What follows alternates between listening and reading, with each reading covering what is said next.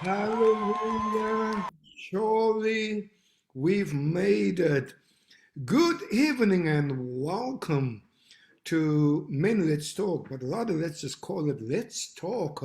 I'm so excited and so blessed tonight to be able to speak to your life tonight and let you know that we have made it. I need everybody to know right now that you have made it. Good evening and welcome. My name is Theo Noble, and I am indeed humbled and blessed by Almighty God to have you online. Let me quickly go see who has joined us so far. Let me welcome you all. Remember, I always say people make the program. Without you, the program would mean nothing. It is your time, it is your data, your airtime, it is your resources that you use to join me. And I am extremely grateful to you for making and putting time aside to be able to spend this time with us. And so let me welcome some people and see who's on the line tonight. Okay, there we go. Good evening, Lady Natasha Solomon. She says, good evening, Bishop and Ma. Oh, because of you, Lord, I made it. I'm so grateful.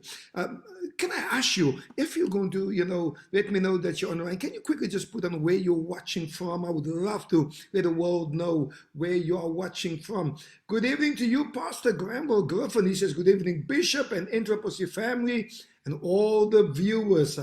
Elder Sharon Deborah May, good evening, Dad, Covenant family and friends. Pastor James Tempest, good evening, Bishop. Surely by God's grace, I've made it. Hallelujah. Pastor James, you have made it. Good evening, Lady Edwina Grace Alexander. She says, good evening, Bishop, and everyone. Kim Lowe says, blessings, sir. We are ready to receive. Bless you, Kim. Pastor Pauline Juster says, good evening, Bishop, and all the saints. Whitney Philander, good evening, Bishop, and honored to be here. Good evening. Thank you, Whitney. May God bless you real good. Pastor Philip Roman, he says, good evening, Bishop Noble. And to my dad, the apostle, we'll tell you right now who our guest is. And then Kimberly's, woman of God, Pastor Kimberly Lisa Samuels. Good evening, Bishop Theo Noble. I'm excited to be here and receive from my dad, the great general. We will drop that name right now, Pastor Kimberly Samuels. Indeed, he is a great man. Pastor Devout Host, man of God, bless you. Good evening to you, sir. Good evening to you, my good friend. Tevin Fritz is watching. Hey, Tevin, I haven't seen you in a long time. I trust that you are well. Looking forward to sit under my dad's word, says Whitney Philander. I promise you it's going to be good. Let me quickly see who else is coming on board. Like I always say this time of the program, if you are watching, please let us know where you're watching from. I just want the world to know where you're watching from. Sadeh Orca Stoffberg, good evening to you, madam. She says, good evening, greetings, Bishop, greetings, family. So excited to be here. God bless you too, woman of God. Shayna Jokums is watching. She says, good day, Bishop Shayna. She's watching from Utah in the USA. Oh, bless you, Shayna. That's my spiritual daughter. So good to have you on. Bishop-elect Walter Patrick May. Good evening, Dad, my covenant family, and all our viewers. Pastor Clayton Rose. Hey, Pastor Clayton, I drove past you. I know you didn't know me in that car. I was driving the other day. I was there by my dad. It was so good to see you, my good friend. Bless you, Pastor Clayton Rose, Pastor Cindy, and the beautiful children. Pastor Deval, the host, says, I'm so excited to be here tonight. Bless you too, my friend. We're excited. Pastor Chantal Ross says, good evening, Bishop. That's the very beautiful First Lady of my great friend, Apostle Clint Ross, Dr. Clint Ross, and I bless God for the great man of God. Zone Bradley Florence says, good evening, Bishop and Kingdom family. And so, if you are watching right now, it's a good time to start your watch party. Share And let everybody know that we are live with you tonight. And we just want to be a blessing to you. I got a great program lined up for you. I promise you it's going to be blessed. It's going to be good. Pastor Denver Olsen says, greetings to you, Dad. I'm excited about tonight's program. So much honor and respect for this man of God. Grant Lee Johannes. Good evening, Bishop and family. Pastor Leonie Sassman. Good evening, Bishop. Hey, Matthew Torp. Good man, my friend, all the way from Lansing, Michigan, USA.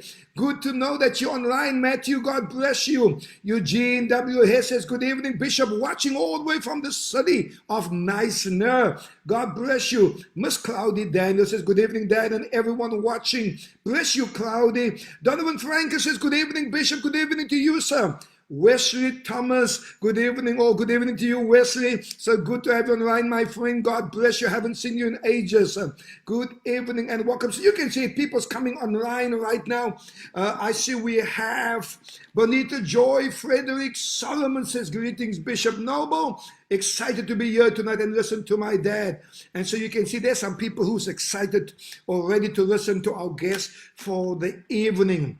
Again, I am so excited to be able to do this live broadcast tonight. I believe it's going to be a blessing to you. I have one of the great men of God. One thing about me, I love to bless God's people.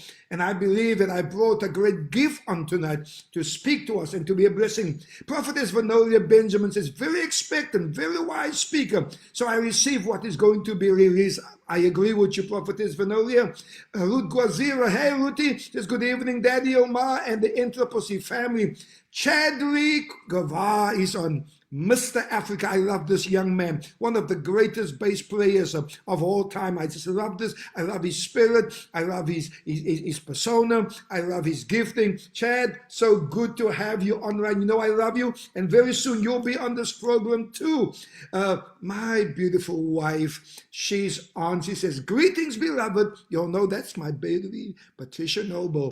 And so then we also have Pastor James Temper says, grace and honor. Wow, wow, wow. Yes, that's the title for tonight.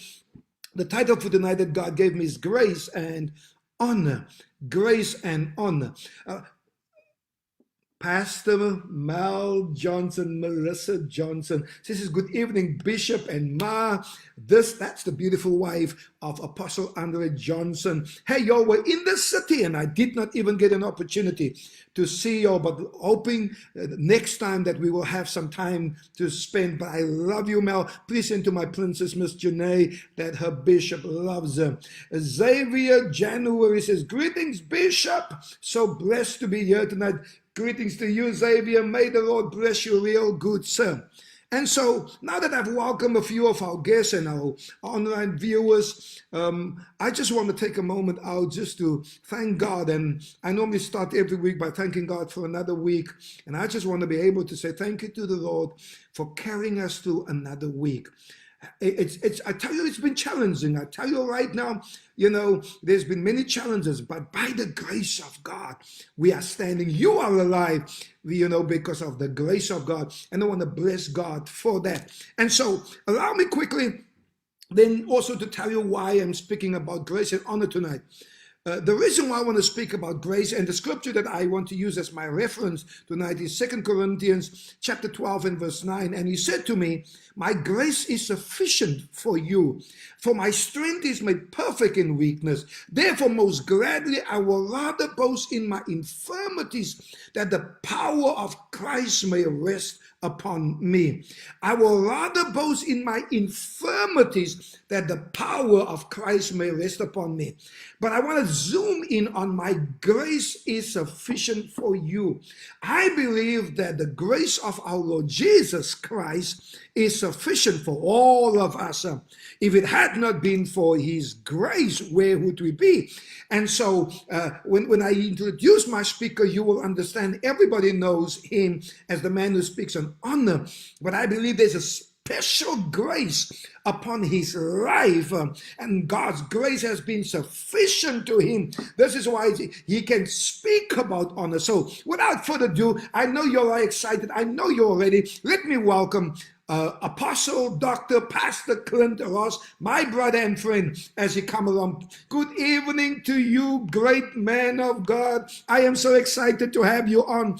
So it's the grace, sir, because of the grace of God upon your life. Then it's the honor. You need to have grace to be able to speak of honor. It is only the grace that gives you the ability and the power to even operate in honor. Pastor Clint Ross, good evening, my brother and friend. Bishop, what a joy it is to be with you. I'm looking at you and I'm thinking, God, give me the grace to do 10% of what this man has done, and I'll be a great success in the earth. You always say that. I'm so humbled to have you on, my great friend. I've always said to you, when I get to be your age one day, I want to be like you. I see my good friend Ivan Brunk is on. Good evening to you, Ivan Brunk. I just love that man and his dad, Pastor Brunk, and his Bishop Manny, and I just see so many of them coming on. Good evening to you, Ivan. God bless you and your family, sir. Well, without further ado, Pastor Clint, we are just so honored to have you on. How's your day been? Let's start over there. Bishop, let me also just greet everyone, if you don't mind. Yes, sir. They all excited. They can't wait.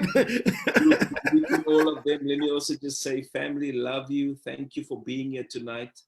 Thank you for honoring Bishop, firstly, for being on the show, and then honoring me as his guest for being here. It means a lot to us that you would take the time to listen to what we have to say. Not everyone appreciates our words.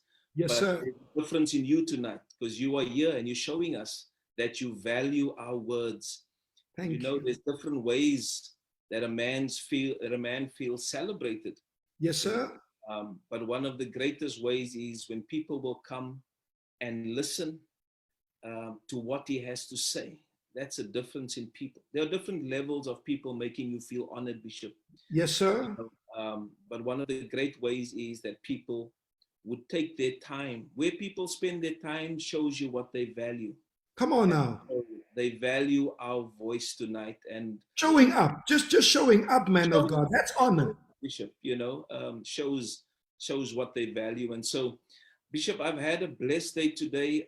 Mostly on my mind, my day for recording. You know the 2-minute videos I do with a 101 on. Yes, sir. I watch it every day. Thank you. Let me just also give a big shout out. And those of you who do not get it, let Pastor Clint know about it so that he can also send it to you. I love it.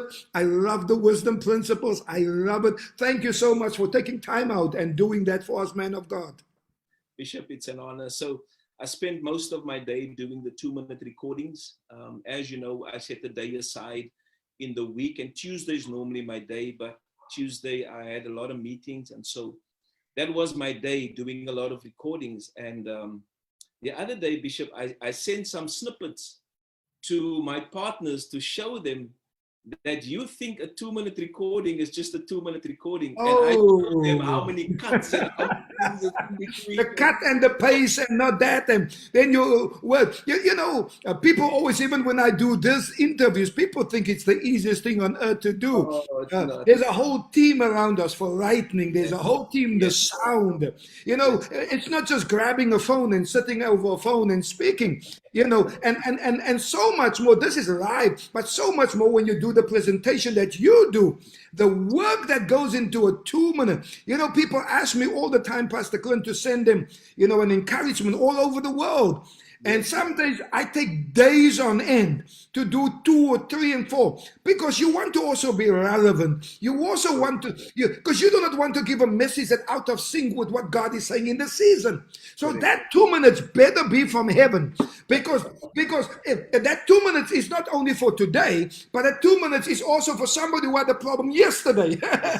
And so that 2 minutes got to touch somebody who had yesterday's problem thinking about it today. That 2 minutes also has to come up in a year's time for somebody who's going through that thing at that moment, who switches on. That 2 minutes speaks in 2 years' time the very same power it will speak in this moment.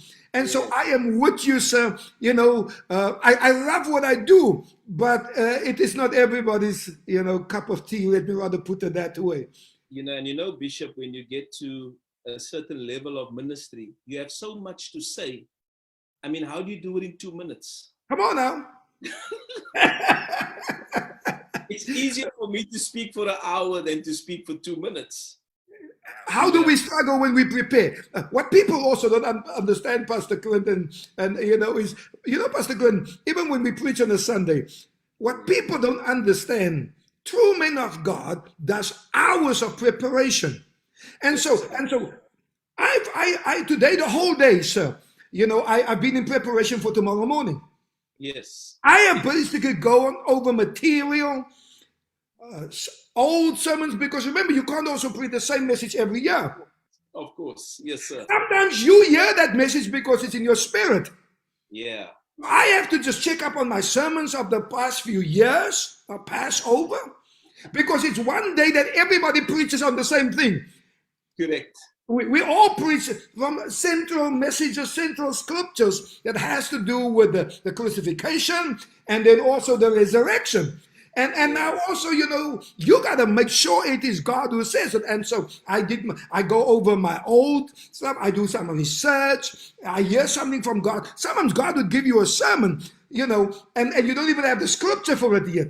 Yes, correct. And so I sit with 7 hours, of research. And I'm like, God, you've given me the whole sermon. What do I back this on? Yes. Just give me some foundation. Yes, and so when they hear that 30 minutes yesterday, that is already a week of work on the week, a whole week of hard work and preparation. And I come for 30 minutes on Sunday night preach. And I tell you, man, it must be God that called you. Because one of the things also, we need men of God and women of God as well, that can say, thus saith the Lord. Now, it's easy to grab a scripture if you want to impress. But is that word tiniest? First of all, before you even worry if it's an in-season word, is it from God? Yes, correct. Correct. You got to make sure it is a word from God. And then you got to make sure that the word is for now. How many times have God given you a word, Pastor Clint, or even a 2-minute that is not for today? Yes. Correct. And then we have to reshuffle. And I'm like, God, I prepared this word. Oh, Lord, this one. I've got sermons that I haven't even preached in my archive, man of God.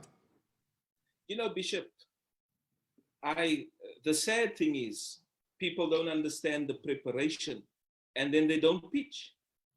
Oh, that's another sermon for another day. You can preach on that one, sir. You better do a 2-minute clip on that one. that can preach loud and clear, sir. Now, this is what I started to understand, and many might not agree with what I'm about to say, but go ahead, my friend. The Lord gives us a word sometimes to bring to the church because he knows the needs of the people. Yes, sir. Sometimes, Bishop, you walk into the church and he changes the word.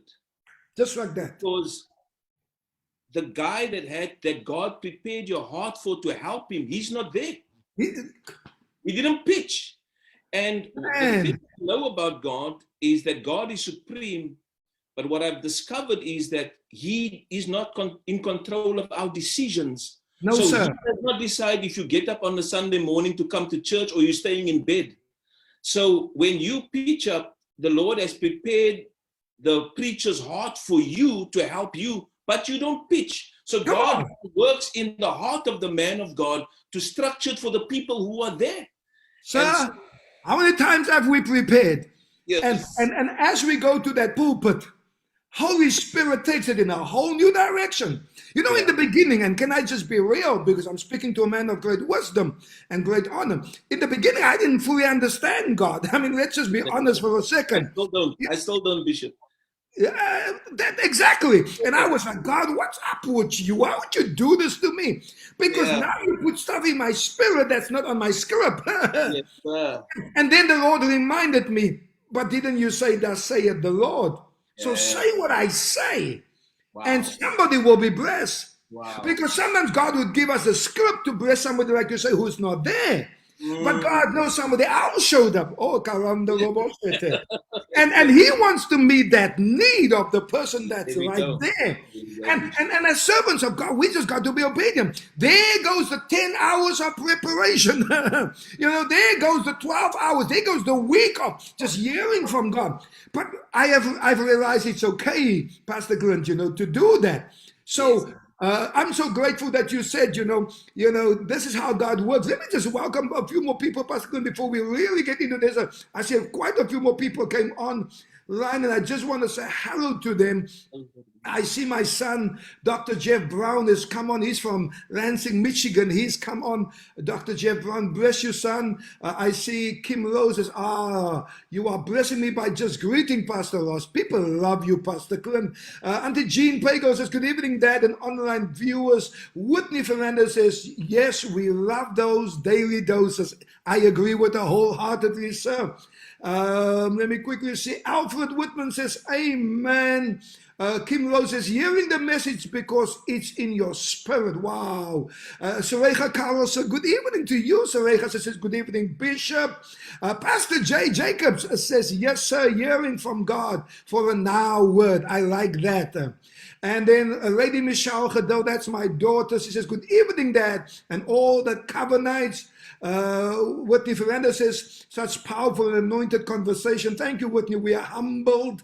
Let me quickly see who else. Pastor Kimberly Samuels, your spiritual daughter. I just love her and her husband. Great couple. She says, wow, thank you for teaching us, your ministers, Dad. Wow. Prophetess Vanessa says, you are born with the wisdom of God. I believe God's wisdom will be released from you to God's people. Apostle Clint to us. You can see there's an expectation, sir. Elder Sharon Mayer, that's my PA right there, Pastor Clint Ross. He says, good evening, Pastor Clint Ross. Pastor Jogan Boysen. Pastor Jogan Boysen, the preacher man, he says, great revelational truths. Thank you, man of God. Melissa Johnson says, indeed, Pastor Clint, I'm just going to run past it so that we can get into it. I just want to welcome those we haven't yet. Crystal Jonah says, good greetings, Bishop. Hey, good evening to you, Crystal. God bless you. Craig Fenter says, great men of God, loving the conversation. It's going to get real deep now, my friend. Apostle Benjamin Titus, Pastor Clint says, blessings, Bishop and Dr. Ross, excited to receive. That's the honor. That's how people love you, my brother. Bonita Joy Frederick Solomon says, wow, if this is the start, we're just throwing Bonita. We're just throwing them. Pastor Diebold House says, my life changed the day I connected with Dr. Clint Ross. I agree with you wholeheartedly, man of God. Listen to that, Pastor Clint.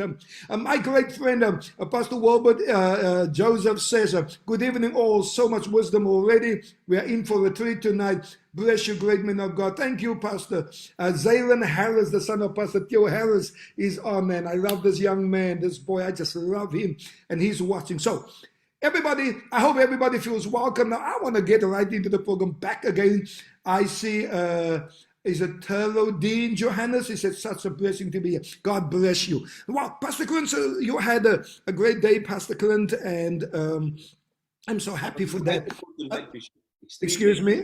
I was extremely excited to be on tonight with you. I'm so humbled, sir. I'm so humbled. The reason why I asked you that, because few people know, the struggle it has been for you to maintain just a normal day, and the other day, you called me and we had a great conversation, and, and you shared some things with me, and I was so humbled.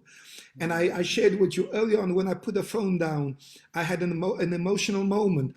And I thank God for the fact just that you were alive. What you told me was so much, but just the fact that you were alive and I could equal it up, that was just so much to me. And that's why I asked how your day was, man of God. Because many times people don't think that we as the men of God, what we go through, the days we experience, people don't think that, we've been challenged. People don't think that we have difficult days. But you shared with me, and if I may, you shared with me an experience that you had. And so I want to just put a pause behind it. I would want you to think about it because I would love you to share with us even some of that experience tonight. But let's first start with, who is Clint Ross? That's a good question. Let me say this, Bishop. I was listening to, because of that question you're asking now, I was listening to Bishop Theodore Bismarck, and he was saying that about 19 years ago, he got onto an airplane and they upgraded him to business class. And he felt so chuffed that he's in business class. And when he was sitting there, there was a man coming onto the plane quite late. And the guy got into the seat, and when he looked next to him, it was Richard Branson. He got the shock of his life. And Bishop Virgin Active, the CEO and chairperson of Virgin Active. Virgin Active. And he sees this man, and he says he just came back from a conference, and he was talking to people. You know how eloquent he is in his words and the way he speaks. Yes. But when this man asked him, "Who are you?" he couldn't talk.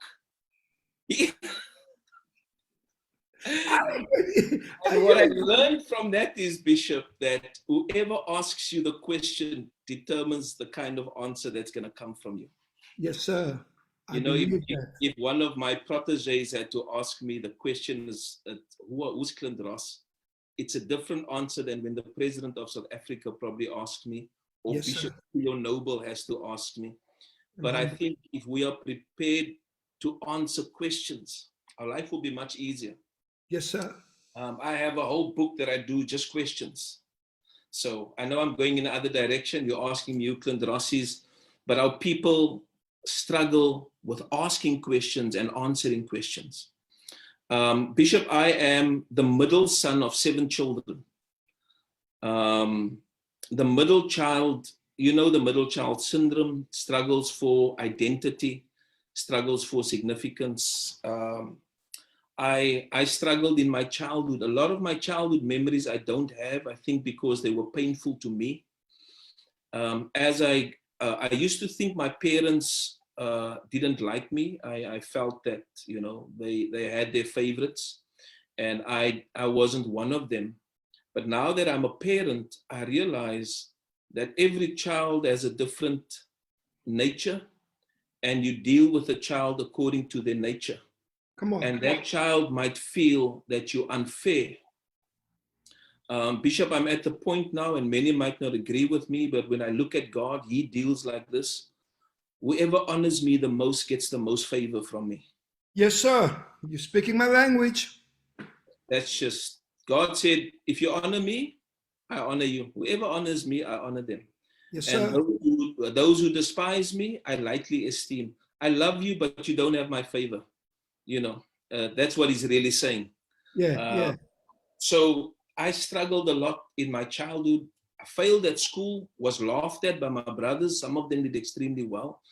So I think my drive for success came to prove a lot of people wrong about who I am. Because my dad even said, I think you'll never make it. But I think he said that not to be nasty, but more to inspire me. There's 2 ways to encourage people. Yeah. Because people's nature is different. And let me put it like this. You either hold a carrot in front of the donkey to inspire him to walk, or you beat the rear of the donkey to get him to walk.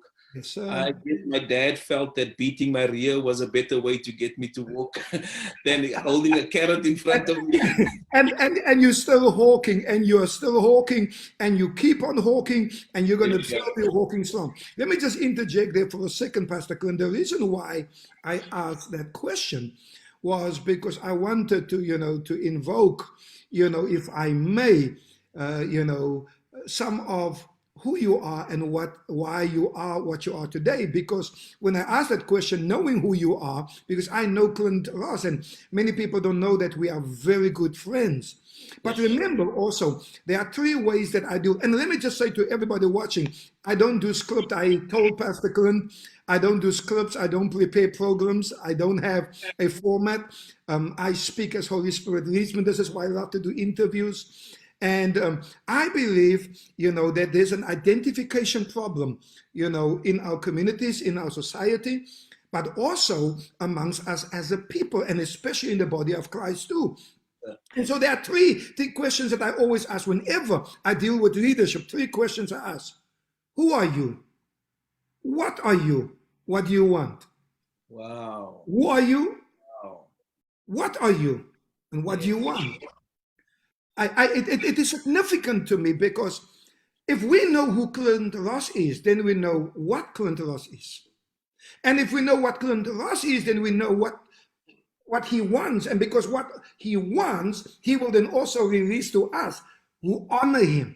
Yes, sir. You must understand, sir, one of the problems that I have had for a long time is the fact that people judge us as leaders and they don't know us. And so I asked that question because many more people will be blessed through Clint Ross if they just take out a day or a moment or even an hour to know him. Yes, sir. How many people have judged us, me and you, and even our viewers who don't know us? Correct. If there's one man who's been talked about, Pastor Clint, in the city, it's me. You know the stuff that's been said about me already over the years.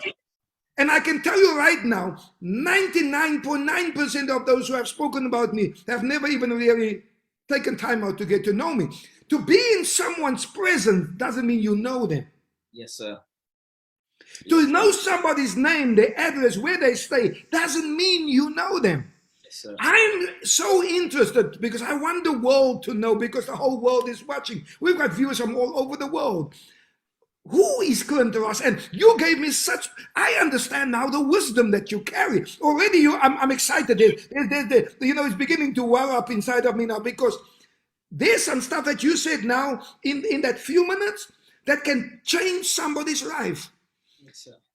Identity is a problem. So here you're right there in the middle.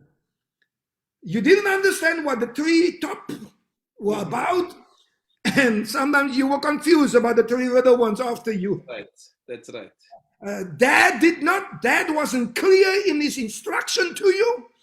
And so, he said some stuff, and if he meant it for the good, bless God. And even if it didn't, but it got the good out of you, bless God for that too. Yes, so this is why this is so important. So take us from there. I'm excited to hear. So now we know that was that. So here you are in the season, because we are speaking to probably one of the wisest men that I've ever met, Pastor Clint Ross. And that is sincere. It comes from my heart. You know me, sir. I'm not somebody to say something if I don't mean it. Yes, sir. So tell us, sir, what's the background to Clint Ross? We understand now about that middle syndrome. Tell us more.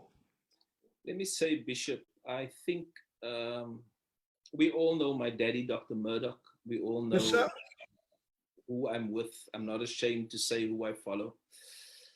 And many people look at Dr. Murdoch and they say he's the wisdom man. But the more you listen to him, his underlying message, Dr. Murdoch's underlying message, is the fear of the Lord.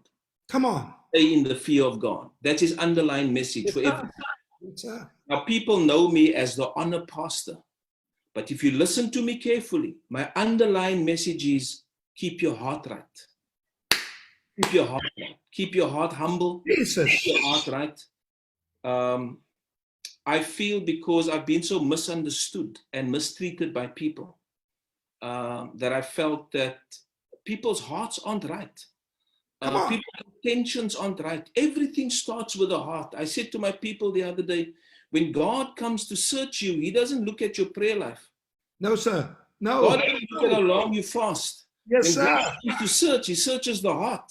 He Come wants on. to see what's going on there. So you can karabasanda rabra in church and have a terrible heart. The Bible says Jesus. it is deceitful above all things, and it's desperately wicked. You know, Bishop, just like me in ministry, today they will love us, tomorrow they turn on you. Yes, sir. And I am just there where I'm trying to deal with people with a heart, because I think a lot of people don't get breakthrough and miracles because their hearts aren't right, Bishop.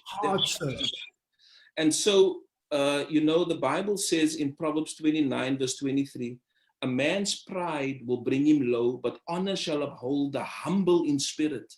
So the humble heart is a big thing for me. Yes, sir. Now, it takes wise people to recognize a humble heart. Come on. Like, people will think you prideful. Bishop, if they can see in the realm of the spirit, they'll understand how humble you are and understand your humility. But I've realized, and I'm going to talk more about Clint Ross now, but I just want to talk to the people listening. Yes, sir. Go ahead. Go ahead.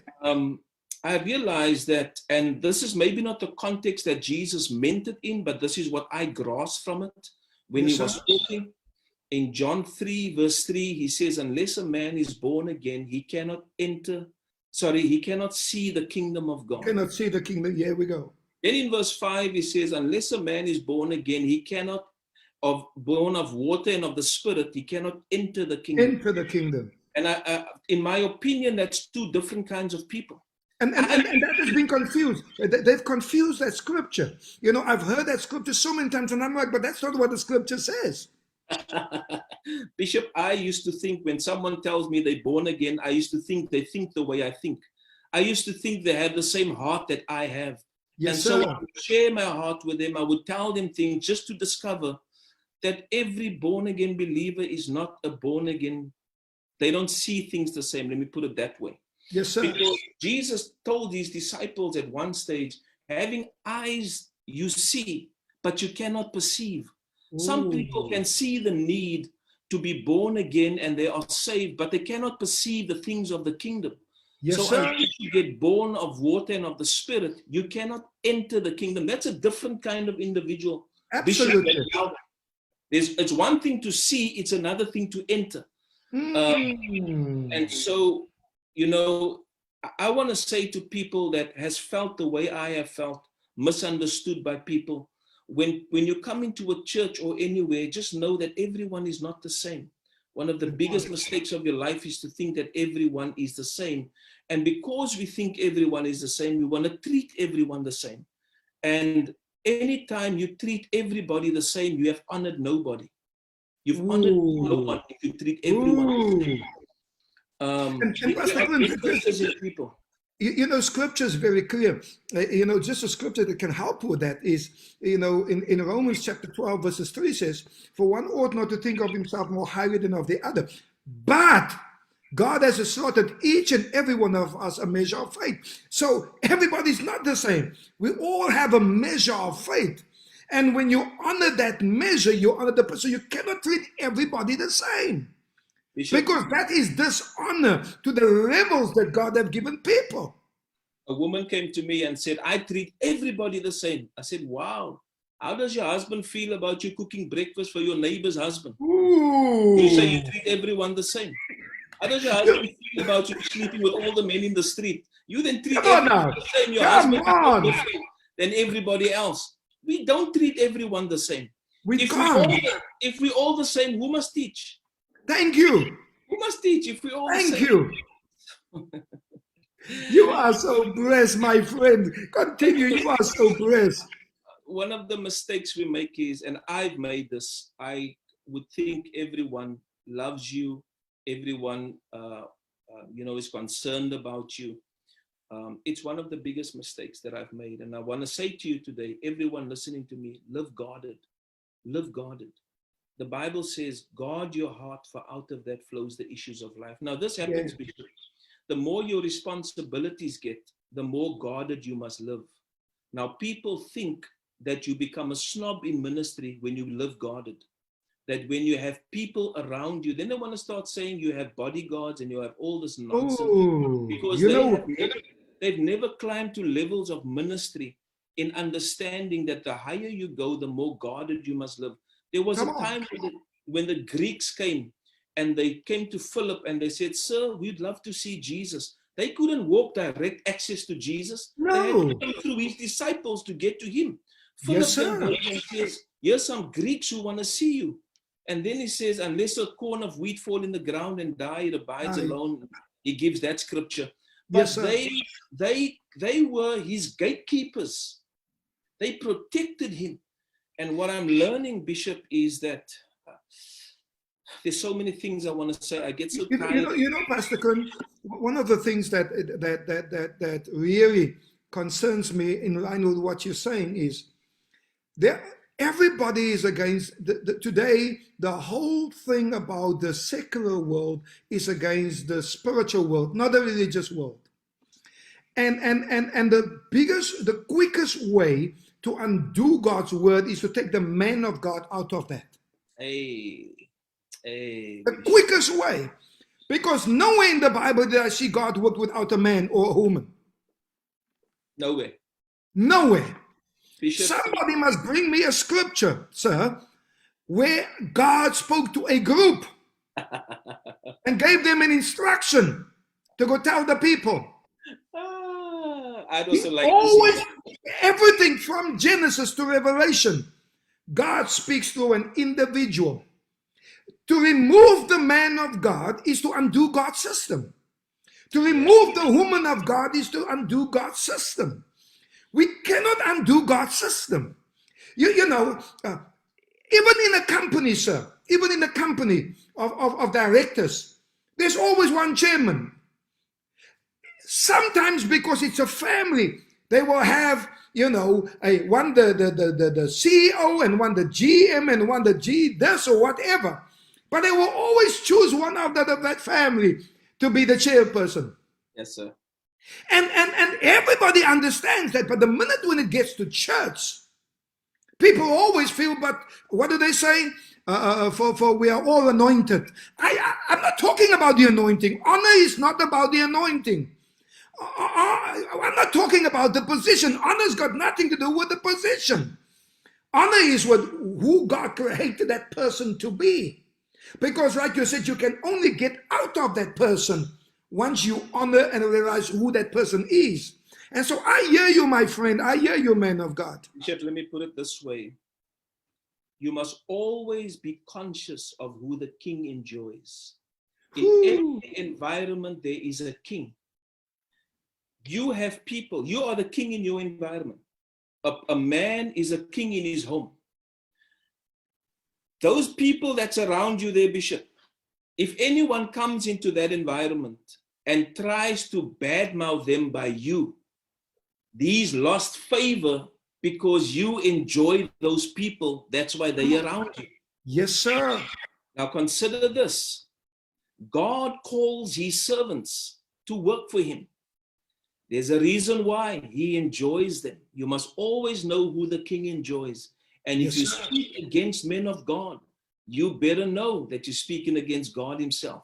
He is not going to enjoy you very much if you're speaking against his servants. Pastor Clint, and that is so true because, but even, you know, people, if we are followers of Jesus, then we've got to do what Jesus did, don't we? Now, even when Jesus had 12 disciples, he had 3 with higher positions than the rest. They were closer. There was Peter, James, and John. He took them to levels higher and he left the others. You will stay over here. He took them when he himself entered into the Holy of Holies to speak to his Father and said, "You 3 come along with me." And you will notice, even in terms of ministry after that, the 3 of them have stood out. Even in terms of ministry, higher profiles. That was by God's choice. People think we have decided ourselves, this is our choice, this is what we want to do. But it is God's system, how God set it up. Yes. And if I always say, if somebody has a problem with me, then you must have a problem with God. Because do people really think we want to do this, man of God? Does people really know the cost of our call? Does people really know what it takes to be obedient to God? Remember, we also have aspirations and dreams like everybody else.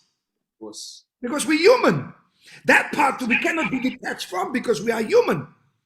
And whilst they can just pursue which is their dream, we have to put a call ahead of our dream. And so even if we dream, the dream have to line up with our call.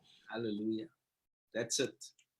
Oh, man of God. You know, people used to call me arrogant. And I said to them, you know, because you see arrogance. Because, you know, when I'm being bold, you see this arrogance. I said, won't it be a shame if Theo Noble one day comes and when I get into a circle, hi everybody, how you doing? That's not me. I've never been, you cannot recall one day, Pastor Clint, that I've ever been like that. Bring anybody who has ever met me in my life must tell you where I have ever spoken softly. You know, where I have ever tried to be like anybody else. We are what God called us to be. And this is why I love Clint Ross, because I want to get the focus back to you. Clint Ross has been a man who sticked in the part of wisdom, because we start talking about who Clint Ross is. And what people don't understand is this has not been something you just decided the other day. No, sir. So, Uh, since I have met you, the years, early years of the Benjamin Wilsons when Chris was with the team, you've always carried yourself like this. amen. You have always, this has been your persona. In our discussions that we had before I had a church and before you had a church, you've always been a man who's been articulate in your speaking. You've always been a man who's been structured. So this is not something new. So where does that come from? Well, part of what I've been answering is who Clint Ross is. I have been assigned by God to protect men of God. There are differences in men, Bishop. I think the biggest difference in men is who and what they honor. Come on. There are some men that will honor Cristiano Ronaldo because he bought a 6th Lamborghini, but they won't honor a pastor and celebrate him for getting a new car. Ooh. The biggest difference in men is who they've chosen to honor. Come on. And you can tell that in their words. And then there's another difference in men. The difference in men is who they've chosen to protect. You see, there are guys who look for a reason to destroy a man of God, to fight him, to destroy his reputation. Then there are others who will do everything to protect a man of God. And so there are differences in people. Yes, we are not all the same. So, Bishop, I was about 17 years old. You know, I grew up in church in the Assemblies of God. Yes, so sir. I was about 17 years old, if my memory serves me well, 18, when I said to the Lord, I don't want to enter the ministry, because we grew up in a house, you know, where Jimmy Swaggart played all the time, and we had these men of God preaching, and I still love it. I still cry when Jimmy sings. You know, Brother Jimmy does that to me and you, sir. I think it's that generation that we are in. Jimmy Swaggart just has a way of speaking to our generation, and we love the man of God. Oh, yes, sir. So I decided I don't want to enter ministry because I was saddened by how men of God was treated financially. Little did I know what my assignment in life would be. I only discovered later on, whatever grieves you is a proof of what God has called you to heal. Ooh. So I was grieved that men of God would be treated, especially financially, like keep the preacher poor and we keep him humble. That kind of mentality offended me. And so I said, Lord, I'll enter the business world for this one reason. I want to bless men of God. And have you blessed men of God? That's another side of Clint Ross that few people know. Have you blessed men of God and churches over the years? And I know that you're very modest and you're very humble. You know, irrespective of what people say, I know you. You've given cars away. You have given checks away. You've given watches. I've been a recipient of a few blessings from you, men of God, over the years. I thank God for your giving and your humility, sir. Truly, I believe that has been your assignment too. Wow. Thank you, Bishop. My wife said something very interesting, and let me say to everyone listening to me today, because my wife is a little bit wiser than what I am. She said this to me. She said, They are. She became irritated because even my gifts that she bought me, I would be giving and blessing people. And she Don't said, worry, you're not the only one. I had the same problem. I know, Bishop. I know your heart of giving. I know you're a generous man. And that's why I'm speaking to generous people. And I want to say to you, if you're married to a man of God or a generous person, this will help you. And she said to me, I wanted to stop buying you things or giving you things because you give everything away.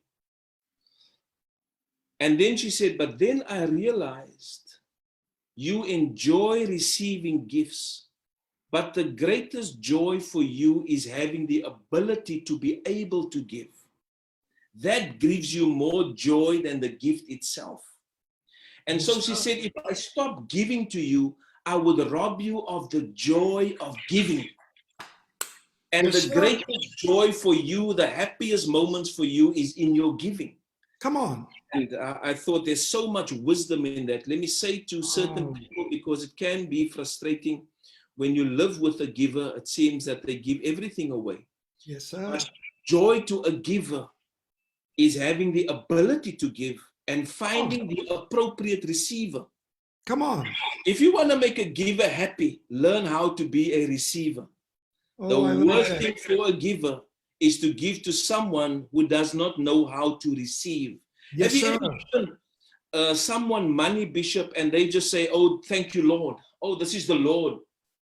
Listen, brother, I gave you that money. That's true. God might have spoken to many other people to do it, but I did it. So yes, thank the Lord, but thank me too. Yes. Thank you, Pastor Clint, for doing this for me. Yes, sir. You know, when I give you a car, thank you. Oh, God, we bless you. Yes, we do. But thank the person who gave it, because the way you receive the first gift will determine how quickly the second one comes. Come on. If you Come can't on. receive the first gift, Bishop, you might not receive the second one. You know, there are I people, agree. I've had many things in my heart I wanted to do for them, but they couldn't receive from me when I gave them the first time, and then my heart closed for giving the second time. Unless the Holy Spirit would really talk to me, because let me say something about a giver. We don't even need the Holy Spirit to tell us sometimes. The generosity is just in our heart to want to bless people. And let me add on to that one. That's so good, because you know why, Pastor Clint, why they do not want to thank you? Because I've had that experience over the years too. Is because they do not want to acknowledge that God uses people. Because when God uses, an equal, a person, then it means God humbles you. Yes, sir. And they do not want to be humbled even in receiving. So they would rather say, God gave it to me, and that's arrogance, because God uses people. It's pride. God uses people. And if you can acknowledge that God uses vessels, then you are saying that God is still busy working in the earth. Yes, sir. See, but because, they do not want to acknowledge the grace of God, because giving is a grace too. Yes. You got to have the grace to give. Yes. Let me tell you something. I love suits, and so somebody challenged me with suits on. I love to dress, and somebody challenged me, to put on when they had the suit challenge. Remember, they had the suit challenge, and so I put a few on, and then you get these people, who's arrogant, and there's one guy put on, is he a pastor or a pimp? I wasn't moved. I wasn't moved by what he said. I wasn't moved by what he said.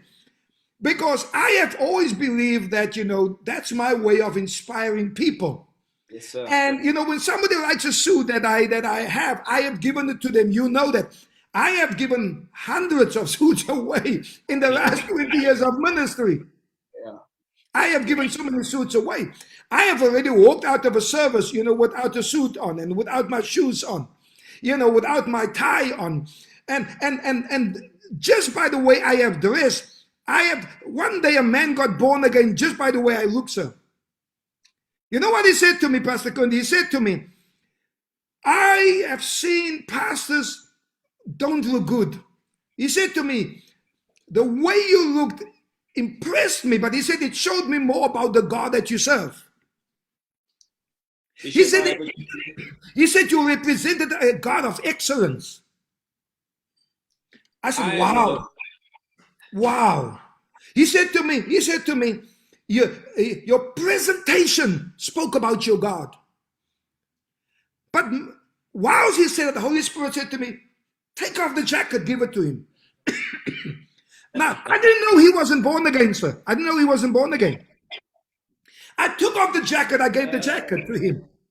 And I said to him, sir, after service, come see me, let me give you the pants as well. He looked at me. I said, yes. And right there, his tears began to run. He said, I have always had the perception that pastors are poor people. I've always had the perception that pastors live off handouts. He said, but I looked at you. Your presentation spoke about the God that you serve. Sir, After service, I got my Bishop, armor bearers, took off the pants, got another pants. There was something in my car. I put it on, went home with the whole suit. The man is still saved today. Let me give you the blessing, sir. The man is a preacher today. He's a pastor today. praise God. Hallelujah. So Glory to God. the perception people have about us, the way people see us, the way people think about us, they want us to present to them a poor God. They want us to present to them a God that's stingy. That's not the God that I serve. In fact, that's not the God of the Bible. But if I look at Clint, I see the God of the Bible. And it doesn't only have to do with material things, because we got to be so careful. There are people who watch who's not really for us. And so I'm not talking only about material things, but the excellence of Clint Ross. My suit was not about showing off. My suit was about who I represent. I have never gone to meet the president and not look good. I've never been in the company of executives and not present myself. Why should I, as a man of God, when I go to church, just look anyhow?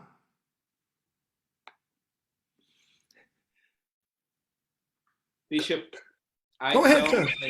I tell my proteges, people see what you are before they hear what you are. Come on. You can have the greatest message, but your presentation can put them off. When you go into an interview, there's a reason why you dress well. Because people see what you are before they hear what you are. Come on. Can you imagine getting onto an airplane, Bishop? You're sitting there and here the pilot comes on. 2 buttons is gone. The egg of the breakfast he ate this morning is still there. And the shirt is torn. And he says, we're going to have a good flight today. Oh. Bishop, he could be the best pilot, but his presentation tells you, I want to get off this flight. I'm not flying with this man. Yes, sir. Presentation. You know, when Joseph was asked to come before Pharaoh, the Bible says he shaved his beard and changed his dressed him well, because the presentation of entering the palace, the code for the palace is not the same code for the village. But Pastor Clint, don't forget, he had on a robe when he left his daddy's house. Here we go. He had on a robe when he was, and that was the servant's robe in Potiphar's house. When he went to the prison, he dressed appropriately with a prison. Here we go. But when he went to the palace, he changed with a royal robe, scripture says. And so that presentation immediately attracted Pharaoh to him before he even spoke. I just wanted to throw that in, sir. I tell people this, Bishop. You are not ready for your future, otherwise you would have been there already. Ooh. The reason why you're in your present is because you've only schooled yourself for your present. If you schooled yourself for your future, you would have been there already.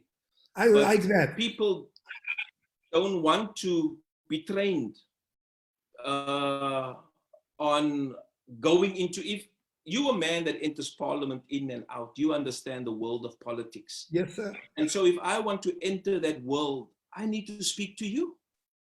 Thank you, sir. It's as simple as that. And how many times do I speak to you about wisdom? How many times do we have the conversation about business? Because you're also a very good businessman. How many times have I bounced things off you, my friend? And so, young men listening to us, if you want to enter the preacher's world, if you want to enter ministry, talk to men that's ahead of you. Yes, sir. Don't talk with people on your level. Talk to people who has done what you would like to do. That's why I have the Young Ministers Conference. Yes, sir. I want to help them, because when I had the Young Ministers Conference, one guy said to me, you got a lot of old guys, but you call it the Young Ministers Conference. That's what it's about, talking to people who is ahead of you, who has done what you would like to do. Yes, sir. I have a belief I have a belief that, and I teach this in leadership, I say, unless you overqualify in your present position, you will never be ready for the next level. You see, this is why you find many people who does well as a supervisor, but the minute they become a manager, they mess up. Correct. Because they've only prepared for where they're at. We always have to prepare for the next level. Pastor Clint asked, what prepared you for this? So we know a little bit about your background now. What prepared you? What shaped you? I know Dr. Mike Murdoch have played a major role in your present, and also, you know, you've read up a lot about him. But let's speak about Clint Ross coming to the AOG. I know you've had great men that you followed over there. Because, and if I may just guide a little bit even in your answer that you're about to give, you have always been honorable, respectable. I cannot remember. I mean, I saw you get upset and we didn't even know it.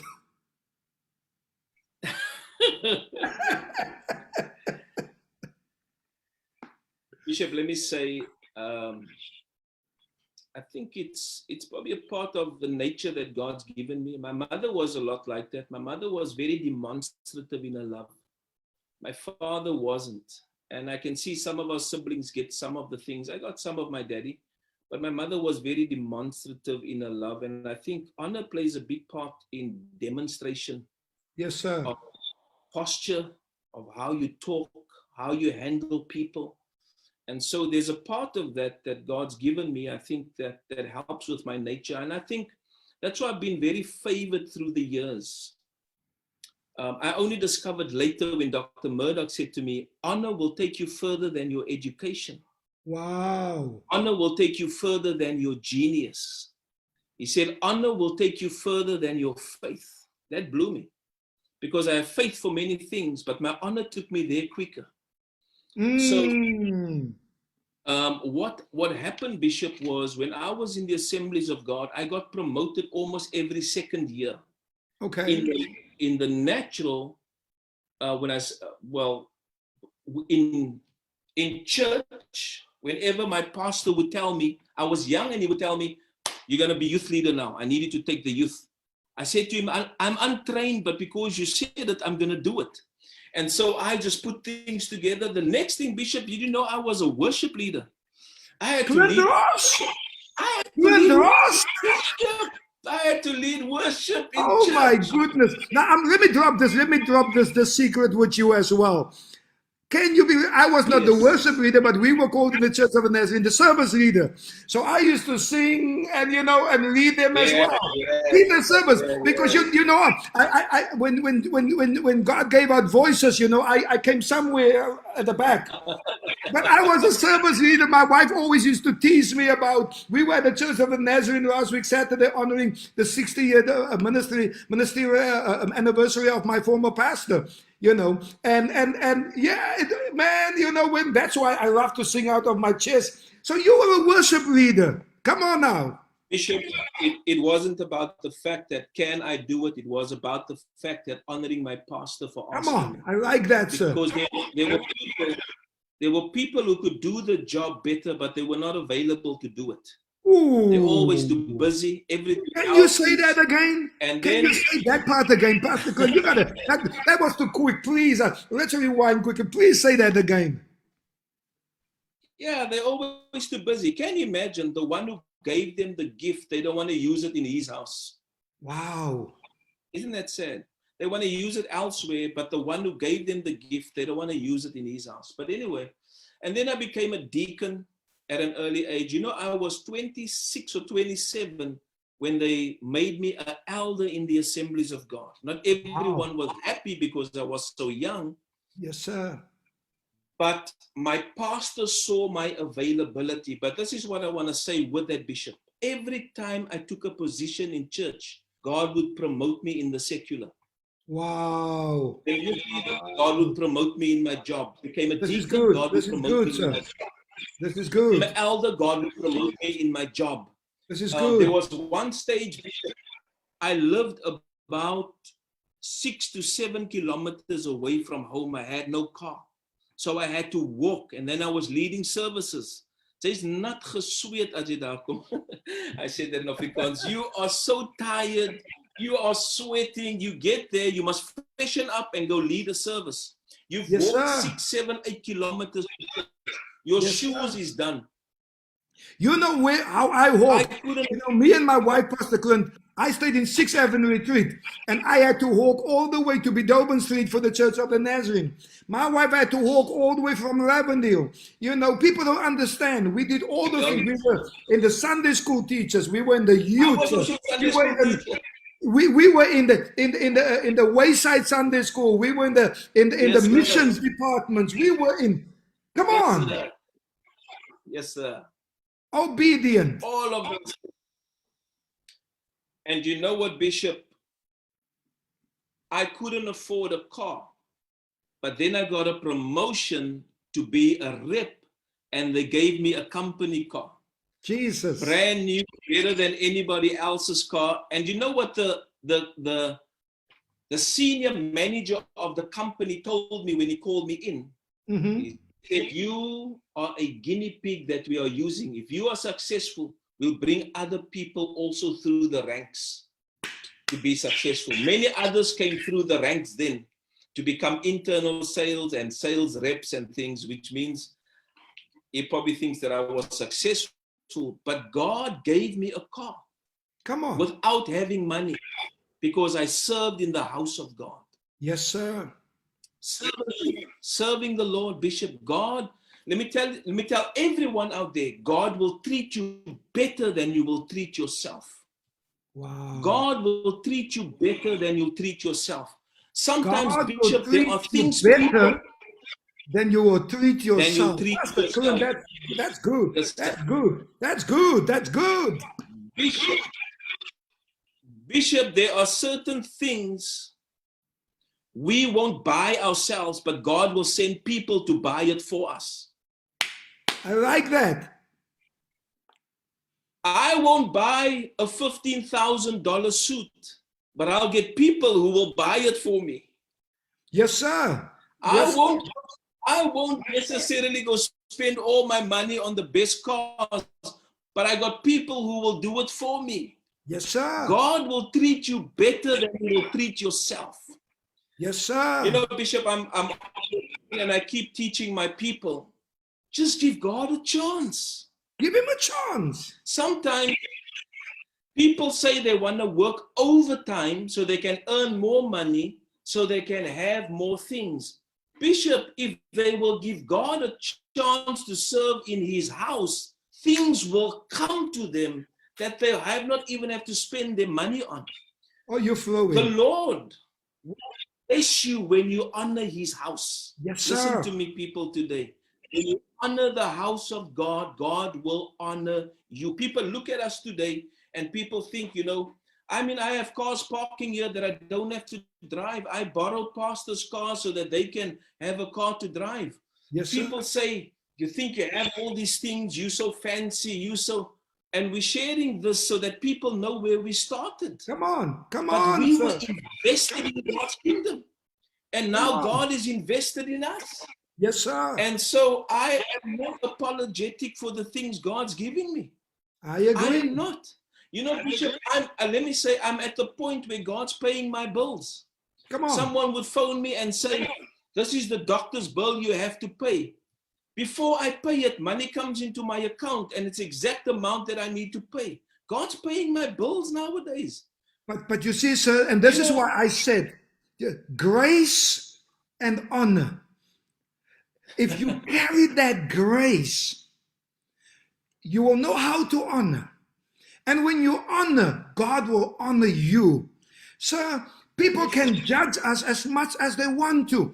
Maybe they should just try to walk in our shoes. Hey. Maybe they should just try to follow the God that we follow. I like what you said early on. Just allow God to do it. If you're going to work overtime and take up God's time in church, how can you expect God to take care of you, to honor you? If you're going to be working every Sunday, you know, I tell people this all the time. I used to work in correctional services, you know, Pastor Clint. Yes, sir. When God called me, when we started the ministry team, that was years before we started New Covenant Christian Church. Remember when I was on CCFM radio, when I did the Yes. ministry team? I went to the work one week. Holy Spirit was so strong on me. I said to them, I went to go see it. I wrote a letter to the head of the prison. I'm not working weekends anymore. Now, you know, in correctional services, if you say you don't work weekends, they can fire you. Correct. They said to me, no, you can't decide that. Noble, you can't decide that. I said, I'm not working. I'm working for the Lord on the weekends. And so I cannot work for the department. Sir, can I tell you my last 7 years of working in correctional services, since I started the ministry, I never worked a weekend again. Wow. And when they forced me, now and again, they forced me to work on the weekend, on a Sunday especially. And you know what I did on that Sunday? When they forced me to work, I had church with the prisoners. I was preaching to them in the prison.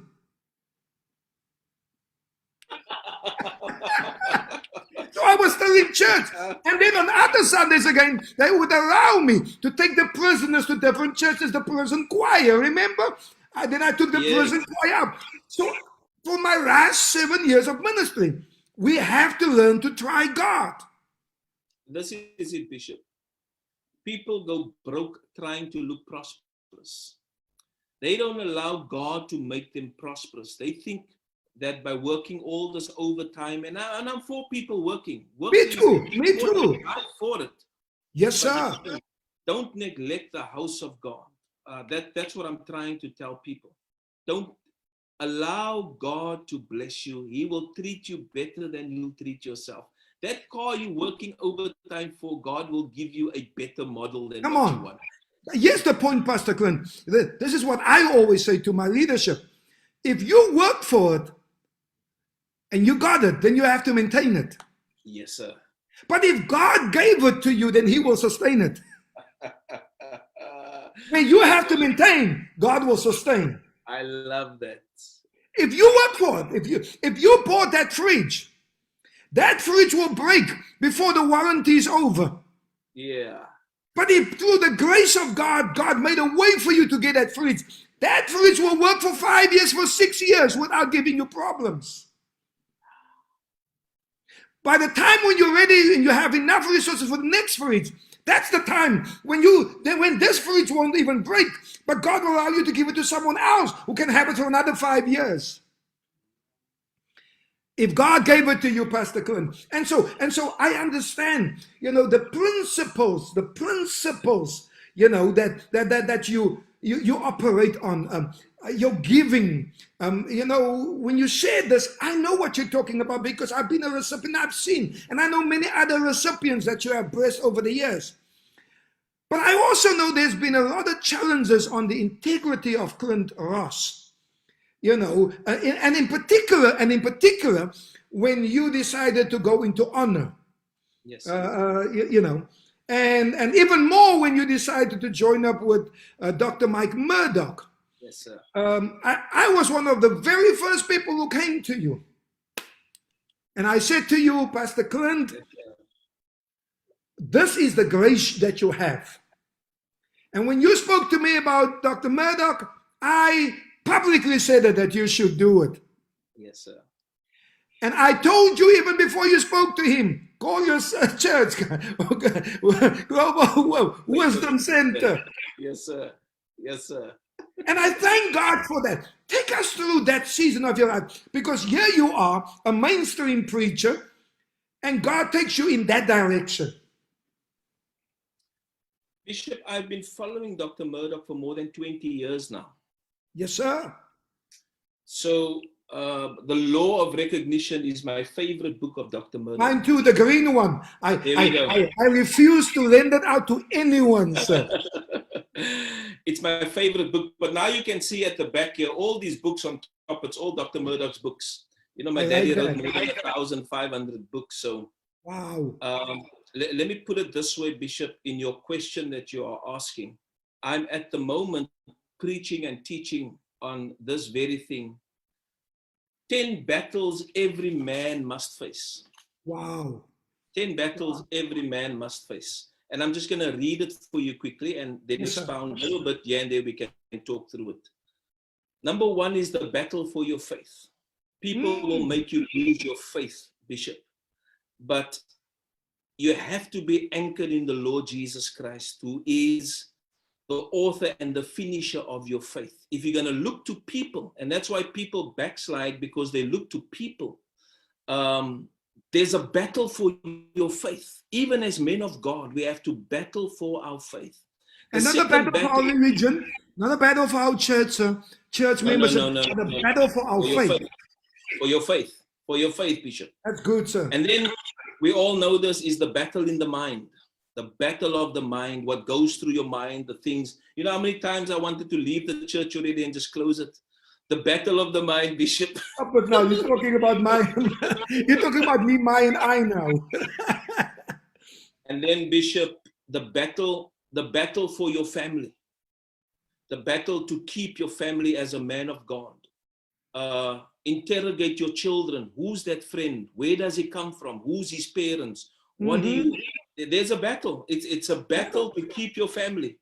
Yes, sir. And then the battle for your integrity. Bishop, it's easier to just do things and not have integrity, but there's a big cost that comes with it. Yes, sir. When you don't have integrity, but there's a battle.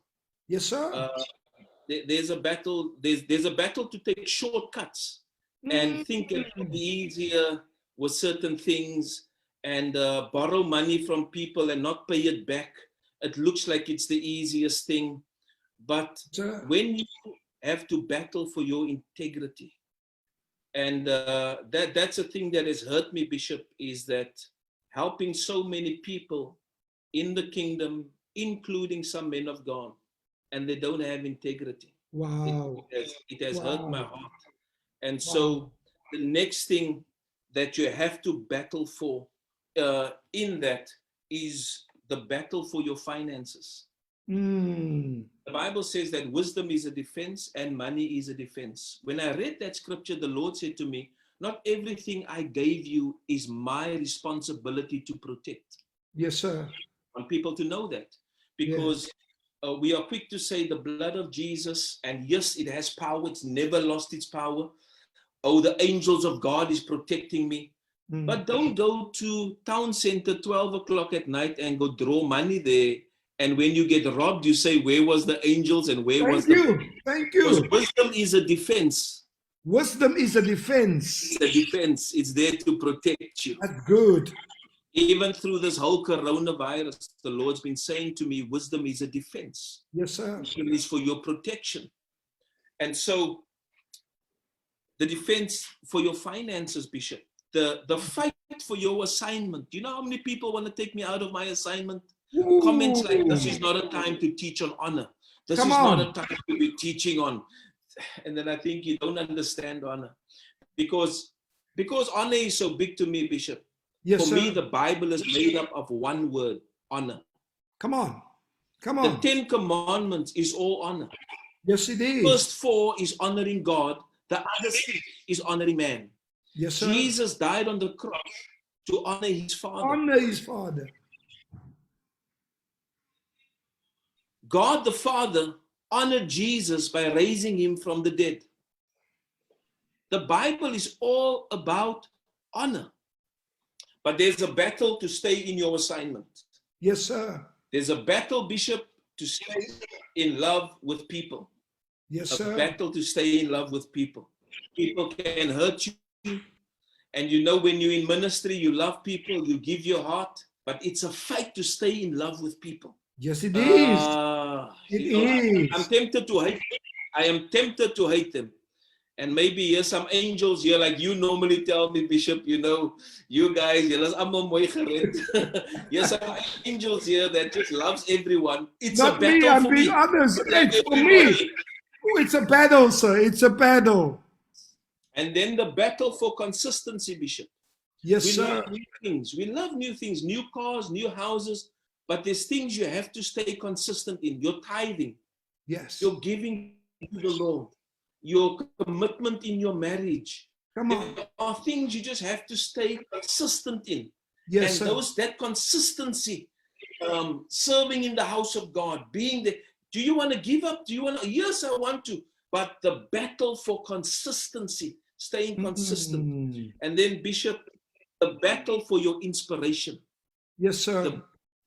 If your inspiration is gone, your future is gone. Come on. You have to put things around you to stay inspired. Yes, sir. If you look on my desk here, Bishop, I have photos of my daddy.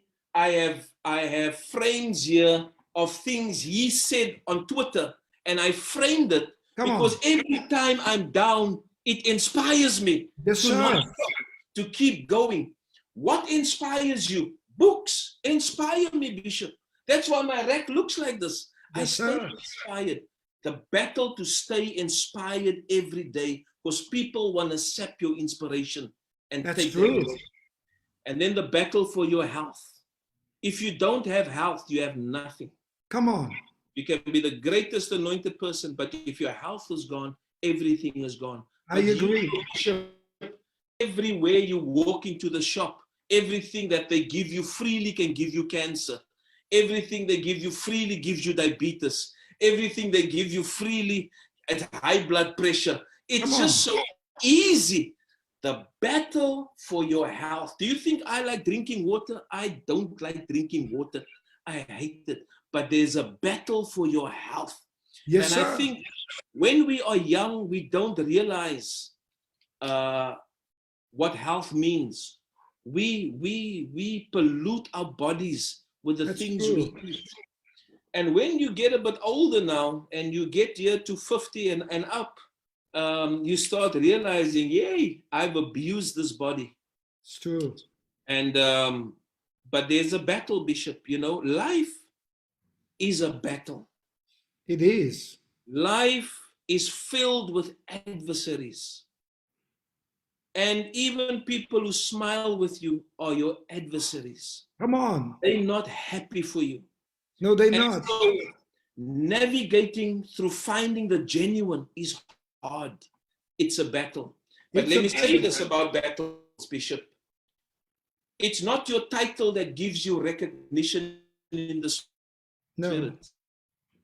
Apostle, not pastor.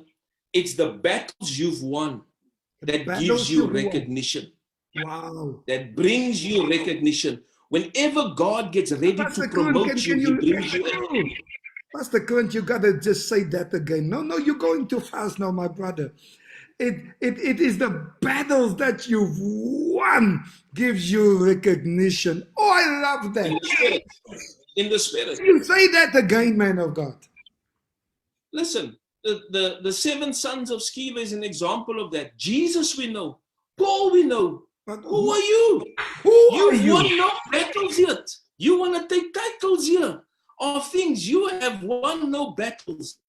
My God. If you want, nobody follows an unscarred general into war. That's true. Who's going to follow a pretty faced general who's 20 years old, but he's the general, he's got a ranking, but that he's been through no battles. It's the scarred generals that we want to follow. Yes, sir. The honored ones. Yes, sir. The honored generals, those who have been honored, those who have battle medals, sir. They are highly regarded, sir. Battle medals, sir. Battle honors, sir. They have the highest military regard for them, sir. There we go. And Pastor Clint, so go ahead, sir. Go ahead. I was trying to say, how many people, have just done well under your grace, but they haven't really won any battles? Yes, sir. And now, but they think they can step into the same position that you have stepped in. But they haven't won the battles. You see, it's easy to think that you can do what you can do the same thing, that someone does under who you have served. But it's very dangerous when that grace is withdrawn from you. Because when Lot the made that grace is mistake with withdrawn, Abram. the honors withdrawn. And That's powerful. That's when the amazing. honor, because of the grace, the honors withdrawn, when the honors withdrawn, then it means that you are left to yourself. Wow. Even the experience of those who have gone before you, the grace that they carried, and the honor that was bestowed upon them. Many people today are just known because they came through your ministry, they came through your leadership, they came through your wisdom. Yes, sir. I read Abram's diary, and I saw Abram wrote there about Lot. Lot couldn't discern when God gave him a blessing. Oh, my. Lot thought that he was the one that brought the blessing. Oh, Pastor So, Clint. Bishop, Yes, sir. when David was already chosen for king, when he was already chosen for king, he had to go back to tend the sheep. But the day he defeated Goliath in a battle, recognition came. Everyone wanted to know, who is this boy? Recognition came after defeating an enemy. On the battle, because remember, you know, he was anointed, he was ordained, he went back to the sheep. Because you see, your ordination does not make you a victim. Oh, Jesus. There we go. Your ordination doesn't mean that you have the ability. It was the battle, when he beat Goliath. Even King Saul, who sent him, said, who's that boy? The transition from the battle that he won. And so you have many ordained people, and they mess up. You have many ordained people, you know, and they think they do well because they're ordained, and that's why they run off after a year, after 2, after 3, after 5, after 10 years, even after 20 years. But it's your battles that brings recognition. You better write on that, man of God. That's going to be a good book. Bishop, let me say to you that whenever God gets ready to promote anyone listening to you, to us today, he sends an enemy. When an enemy comes, don't think that this is to destroy you. It's for your promotion. But so also, Pastor Clint, you're getting me going now. When the enemy comes after you, if you serve under any man of God or woman of God for that matter, if the enemy comes after you, he's coming to destroy, to disturb your promotion. But how can he disturb your promotion when he goes after who you serve under? Because he will use you against your leader. The enemy will always try to get you out from under that which you are. Because you can get promoted, but if you do not get promoted by those who are above you, then it's a self-promotion. Who promotes themselves? And you know, there's even a crowd that will sing your cheers when you promote yourself. But when you fall further down than what? Because you see, the person who promotes you, it means you can't fall further than that. But when you fall, and you fall from grace, the very people who cheered you, like Jesus, Hosanna, blessed is he who comes, the very people will shout, crucify him, crucify her. And it happens in real life today. Bishop, you know why God is so big on authority? Yes, sir. The purpose of authority is provision, protection, and promotion. Ooh. That's the purpose of authority. Provision, protection, and promotion. You don't even have to do much when you come under an anointed man of God. You just have to be under him. You will get provision, you will get protection, you will get promotion. When the enemy comes up against you and you're under an anointed man of God, he can't touch you, because an authority gives provision, protection, and promotion. When you leave that authority, you walk away from provision, protection, and promotion. You open yourself.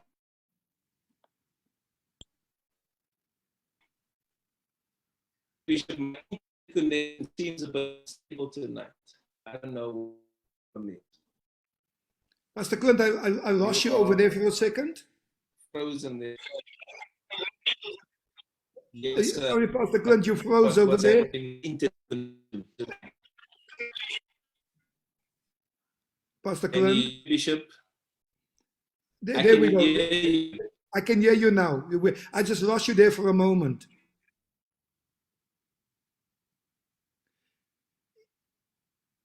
You see, whenever we go into this deep talk now, I think we're touching some deep ground now. Oh, Pastor Clint, there you are. There you're back. There you're back. Forgive me. I'm just finding out if my son is playing games, if he's connecting, if he's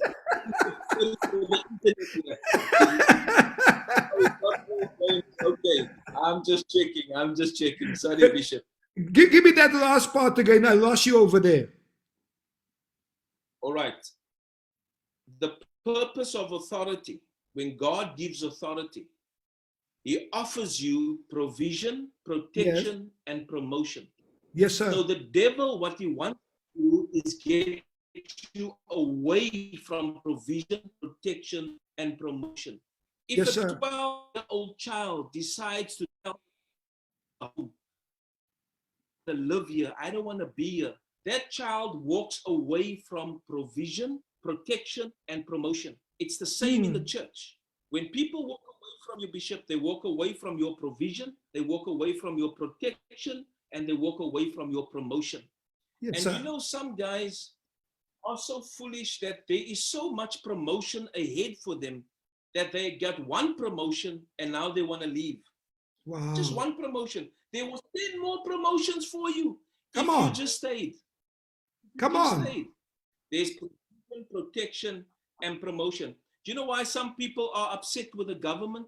Because they feel government is not offering provision, protection, and promotion to us. Yes, sir.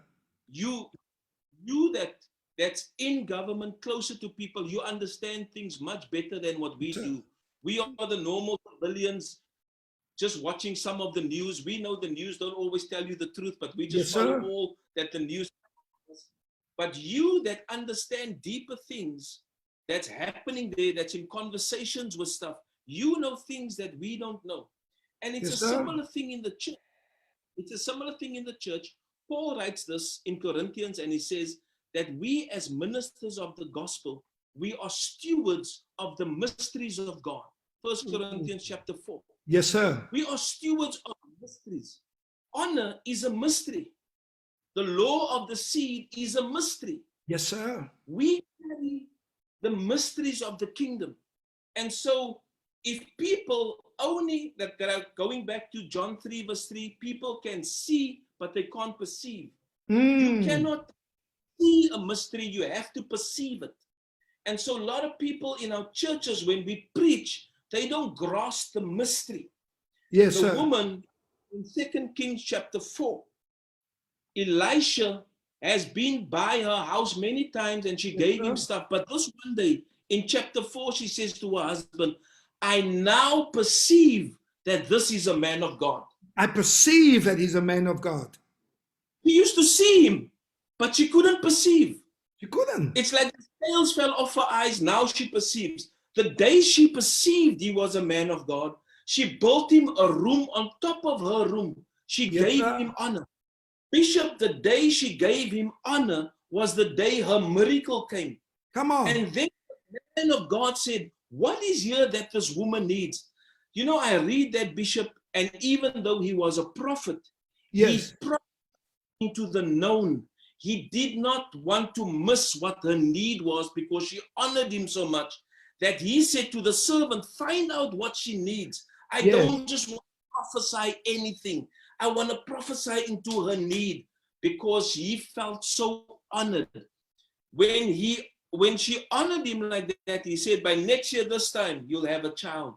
She says, no, don't joke with me. Don't joke with me. A miracle came the day she perceived who a man of God is. I like that.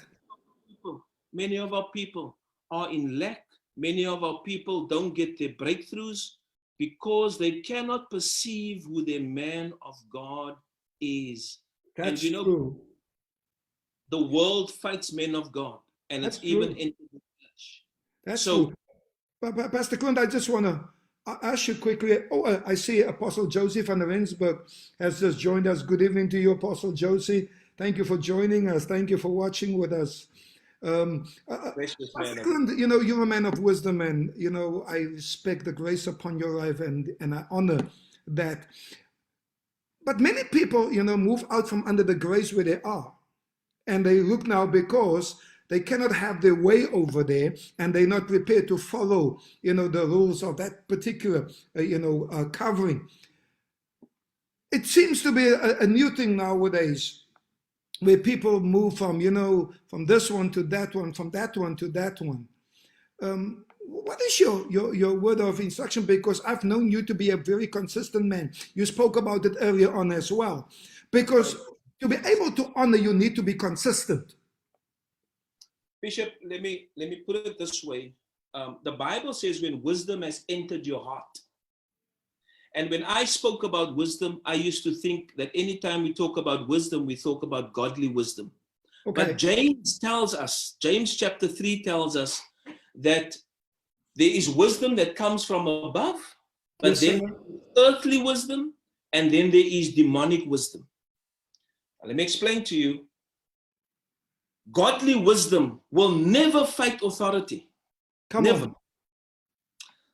Earthly wisdom will work with authority with conditions. Ooh. If you are good to me, I'll be good to you. Be good to you. Yes, sir. That's the Oprah wisdom. You see? That kind of wisdom, it's earthly wisdom. Demonic wisdom always rebels against authority. So, Bishop, that's why the Bible says, guard your heart, because you must now check what kind of wisdom has entered your heart. Ooh, come on, sir. Come on. Sometimes godly wisdom could have entered your heart, but there could come a day where you've listened to the wrong voice. Oh. And earthly wisdom or demonic wisdom has now entered your heart, and that is the outflow of it. Let me tell a little story to help people with this. There was a man of God that was sleeping on his bed, and the Lord took him out of his body. And he stood in the spirit and looked at his body laying on the bed. And there came through the window what looked like a monkey, and it jumped on his chest. It opened his chest and planted something there, closed his chest and left again. And he said, Lord, what is this that you're showing me? And the Lord said to him, even while you're sleeping in the middle of the night, the devil will come to plant seeds in you against your man of God. Wow. So the Sunday, you told the one brother, pick up the chairs. He had no problem. Yes. The Monday morning, he wakes up and he says, why is Bishop always asking me to do things? What? The monkey has jumped on your chest. And demonic wisdom has entered you. So Bishop, I'm like this. I make up my mind with things. You see, Dr. Mike Murdoch is my father. He can spit in my face and tell me, go away here, you stupid dog. I will sit at his gate and say, forgive me for whatever I have done. Because that spitting of the face, Bishop, is nothing compared to what I received from him through the years that brought me to where I am. What you are saying, man of God, is that moment of humiliation has got nothing on all the blessings that you have received. Nothing. Oh, now that is honor. Now, Dr. Murdoch said something one day, and I said to myself, I don't agree with it. But while I sat there, I told myself, I'm the stupid one. He's not. You see, you have to condition yourself, Bishop, in your mind, because so many things the enemy wants to plant in you to get you away from your authority. Yes, and sir. It makes it look like you okay, everything's going to work well. Lot thought that. That's why Lot chose the best. Yes. But Lot and Abram separated. God said to Abram, now that Lot is out of your life, now I can show you what I have for you. Because what I had for, what you have now, what Lot got with you, this is nothing compared to what I have for you. And so the enemy tries everything to get people away from authority. Now, Bishop, You a man that has grown to levels and has been exposed. The problem with a lot of people, they've not been exposed. And so we try our best to, and I know you do, you take your people with you to America so that they can see what you see. Because when you see things and you come back, how do you explain to them what you saw? They can't grasp that, because the law of exposure helps you to understand things. Yes, sir. But now you take them with, and they in that circle, then they think they're on your level. It's always a hard thing. They think they start contacting your contacts via Facebook, sending them messages, because you've just tried to give Clint, stop it. I was telling my wife just today, I need to get my team to stop, on my contact list. I have some sons that I had. I see, and I know they don't know those people. Yes, let me tell you something about me. I have not invited one friend on Facebook, not one. I've got 2 pages, not one. Yeah. Never invited anyone. Yes, sir. I see some of, my spiritual sons and some of my friends here in this country who are friends with my friends that I know they've never met. Where did they get that from? From my page. I see some of them, even the way they speak to the people, the way I speak to them. But now they speak to them like they are old friends. I'm like, come on. That's not honor. It's one of the concerns I have for social media. When we used to look at Dr. Murdoch, them on television, and Bishop Jakes and Bishop Bernard, them, and we admired them because there wasn't access. Yes, sir. Access is too easy. And that's why people become familiar. And anytime you become familiar, you lose honor. And even to us, Bishop, I think, now people would say, well, you must be like Jesus. You don't know who Jesus is. That's why that's the truth. They speak about the Jesus they don't know. Bishop, I preached a message one day called The Jesus I Know. Yeah. Because sometimes when I listen to people, that's not the Jesus I know. Jesus called a woman a dog. That's true. So if you as a preacher call a woman a dog, they're going to say, what would Jesus do? Yeah. Jesus called a woman a dog. They call us insensitive. They call us insensitive. But the prophet said to the lady, go make me first. She said, but me and the boy is about to die. And he said, still make me first. He first asked for a cup of water. Why? The principle is, sir, the prophet knew if the lady already confessed that she and the son was going to die, because that was her words. He said, after me and the boy has eaten, we will die. The little that we could eat. But he knew if she fed him, then he could pray, her and the boy arrived. But if he died, they would not make it too, because they've already confessed. Sir, I have access to Dr. A.L. Bernard. Yes. You know that. Dr. Bernard, is bigger than almost any preacher in America, 46,000 members in New York. He's recognized. When the president of America speaks, they speak to Dr. Bernard on the East Coast. When they speak on the West Coast, it's Bishop Charles Brake.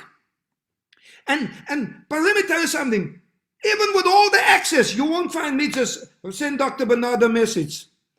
Even when I go to see him, I wait for my turn, sir. Even though then he sees me, he says, why are you standing in the line, Theo? Then you have all these movie stars and all these famous people. I still wait my turn in the line. He says, no, come, let the bishop come. But I know my place.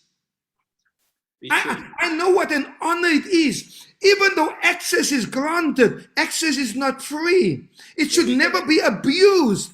Access should not be abused, even though I have the access. And this is the problem today. People there's just no regard for honor. Jesus comes to John the Baptist, and John says, I'm not worthy to tie your shoelaces. But Jesus goes to stand in the queue with everybody else to get baptized. To baptize him. He didn't come and he says, you baptize me? Pastor Clint, time has run. Pastor Wilbur says, familiarity can break honor. Ooh, that's another good one. Familiarity can break honor, so true. Great honor. Pastor Clint, you have blessed us, but I want to, man, we almost 2 hours. Jesus, normally I do an hour and a half. Thank you to everybody who's still online. Look at all the comments. I hope you get an opportunity, Pastor Clint, to look at all the comments later on. But I quickly want to ask you, I love Pastor Clint to us. You are married to a beautiful lady. Can you tell us the girlfriend that you have? I saw her online earlier on.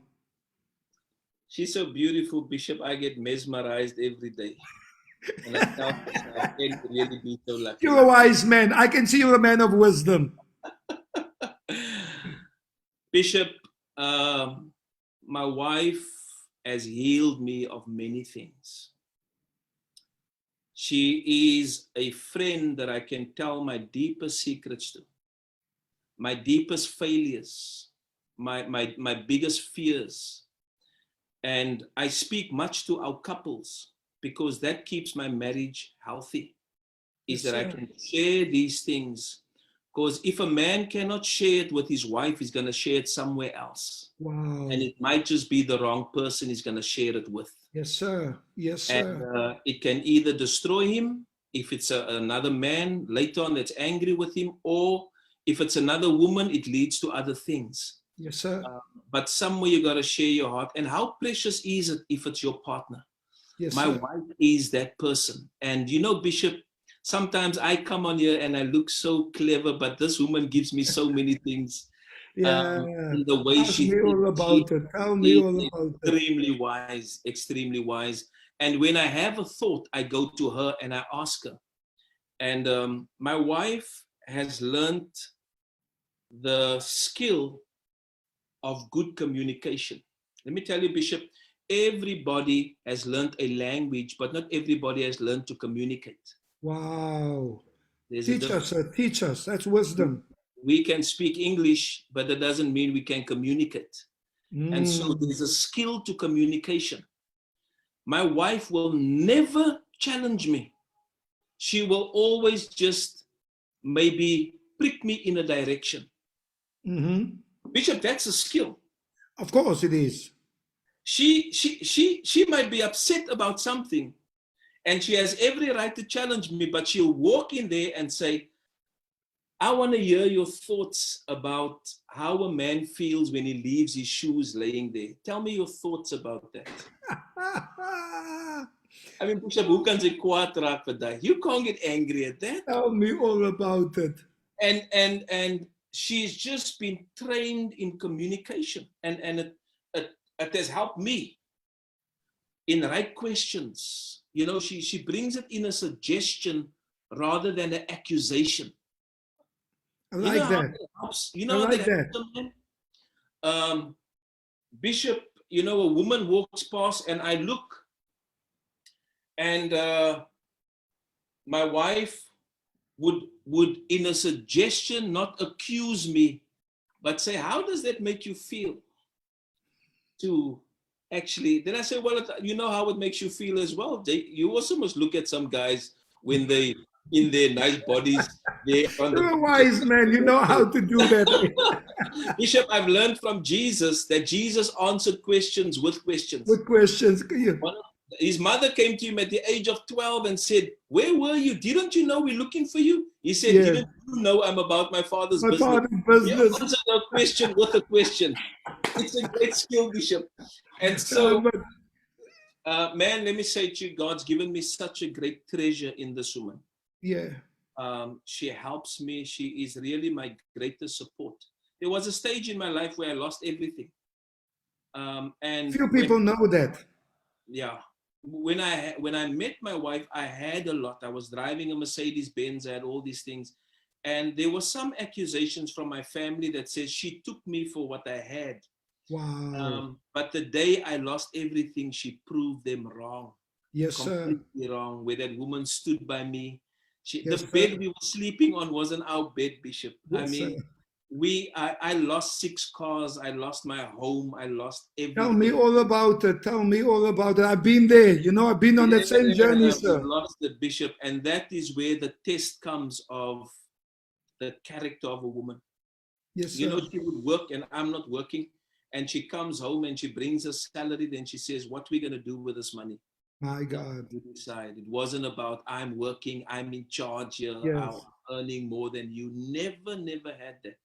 And Yes, I'm sir. just explaining because these are things that we never talk about really about our That's wives. why I asked you, my brother. Yeah, but I want to say to you that she's a gem, and I think that she should teach more to women, Yes, sir. and help them. You know, Bishop, let me say this. I don't know how much time we have left, but let me say this quickly. I was sitting one day and listening to Zayn Mias, our good friend, Yes. precious man of God. And he Yes. was teaching at a church, and he was talking about men that come into a certain age, over 40, and they want to be young with skinny jeans and all that again. And he was helping the men, and because he talks about a fatherless generation Yes. and Yes. people who leave. But while I'm sitting there, Bishop, and I'm listening to him talk, the Holy Spirit drops this in my spirit. He says, a man will never leave an environment where he feels honored. Never. Wow. Wow. So, and then the Lord said to me, there's a side where we must train the women and the children how to honor men so that they can stay. Come on. So that they Come can stay. on. And there's much to it. There's much Yes. to it. But Absolutely. there's a side of a man that wants to be in an environment where he's honored. Imagine a man walked into the house and his kids greeted him and his wife and said, thank you for working for us today. Wow. We are so privileged that you went out to work.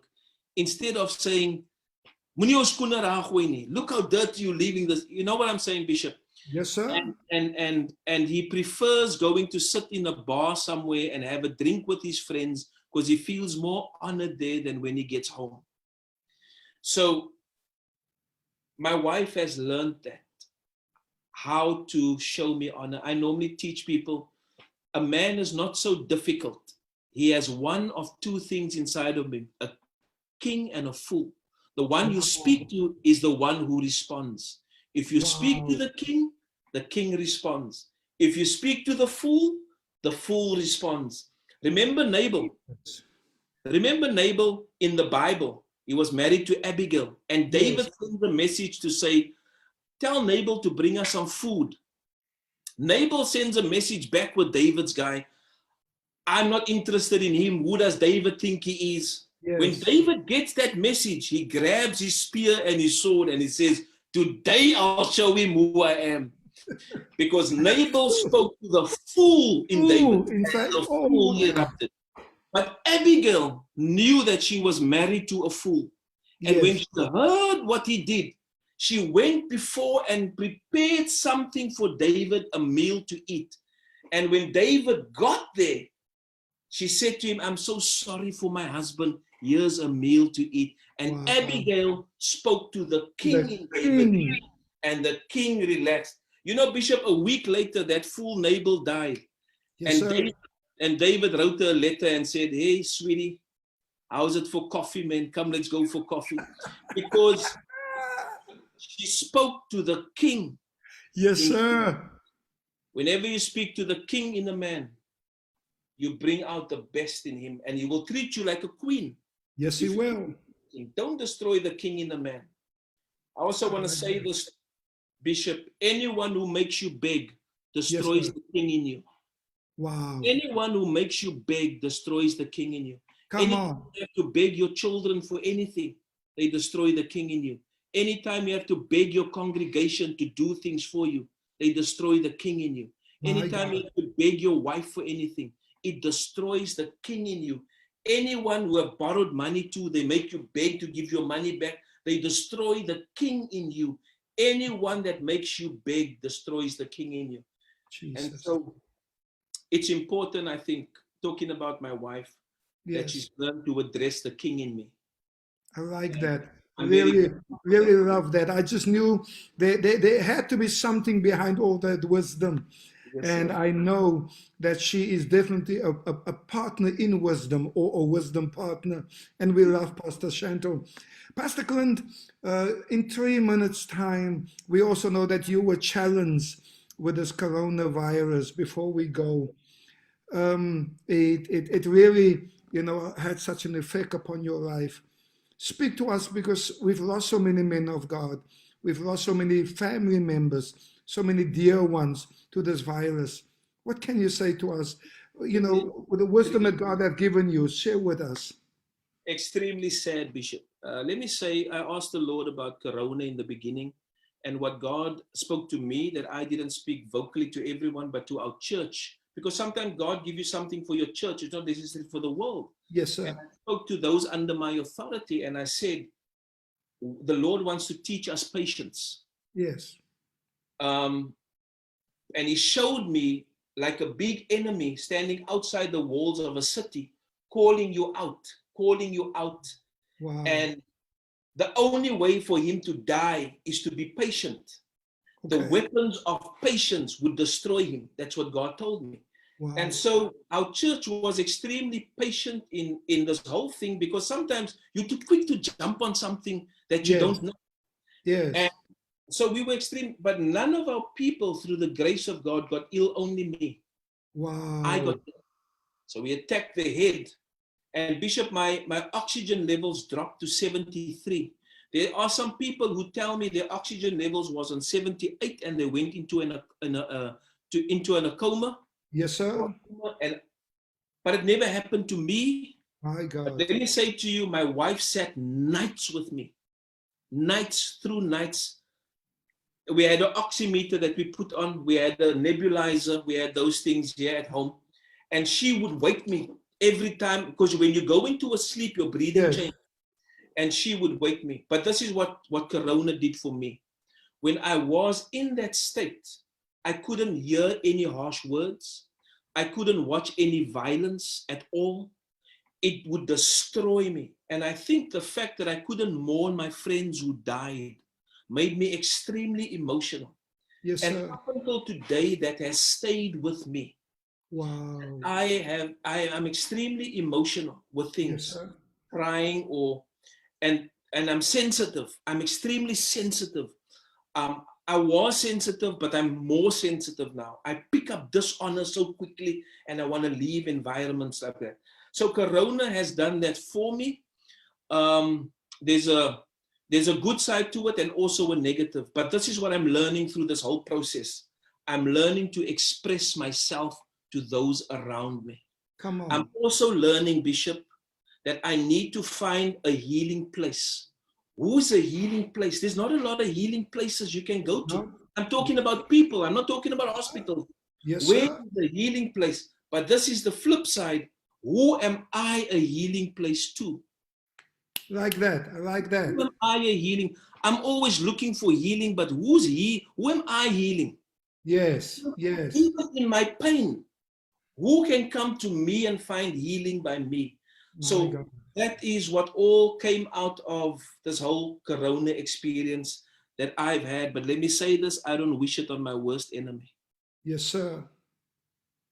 It's and still I want people to be careful.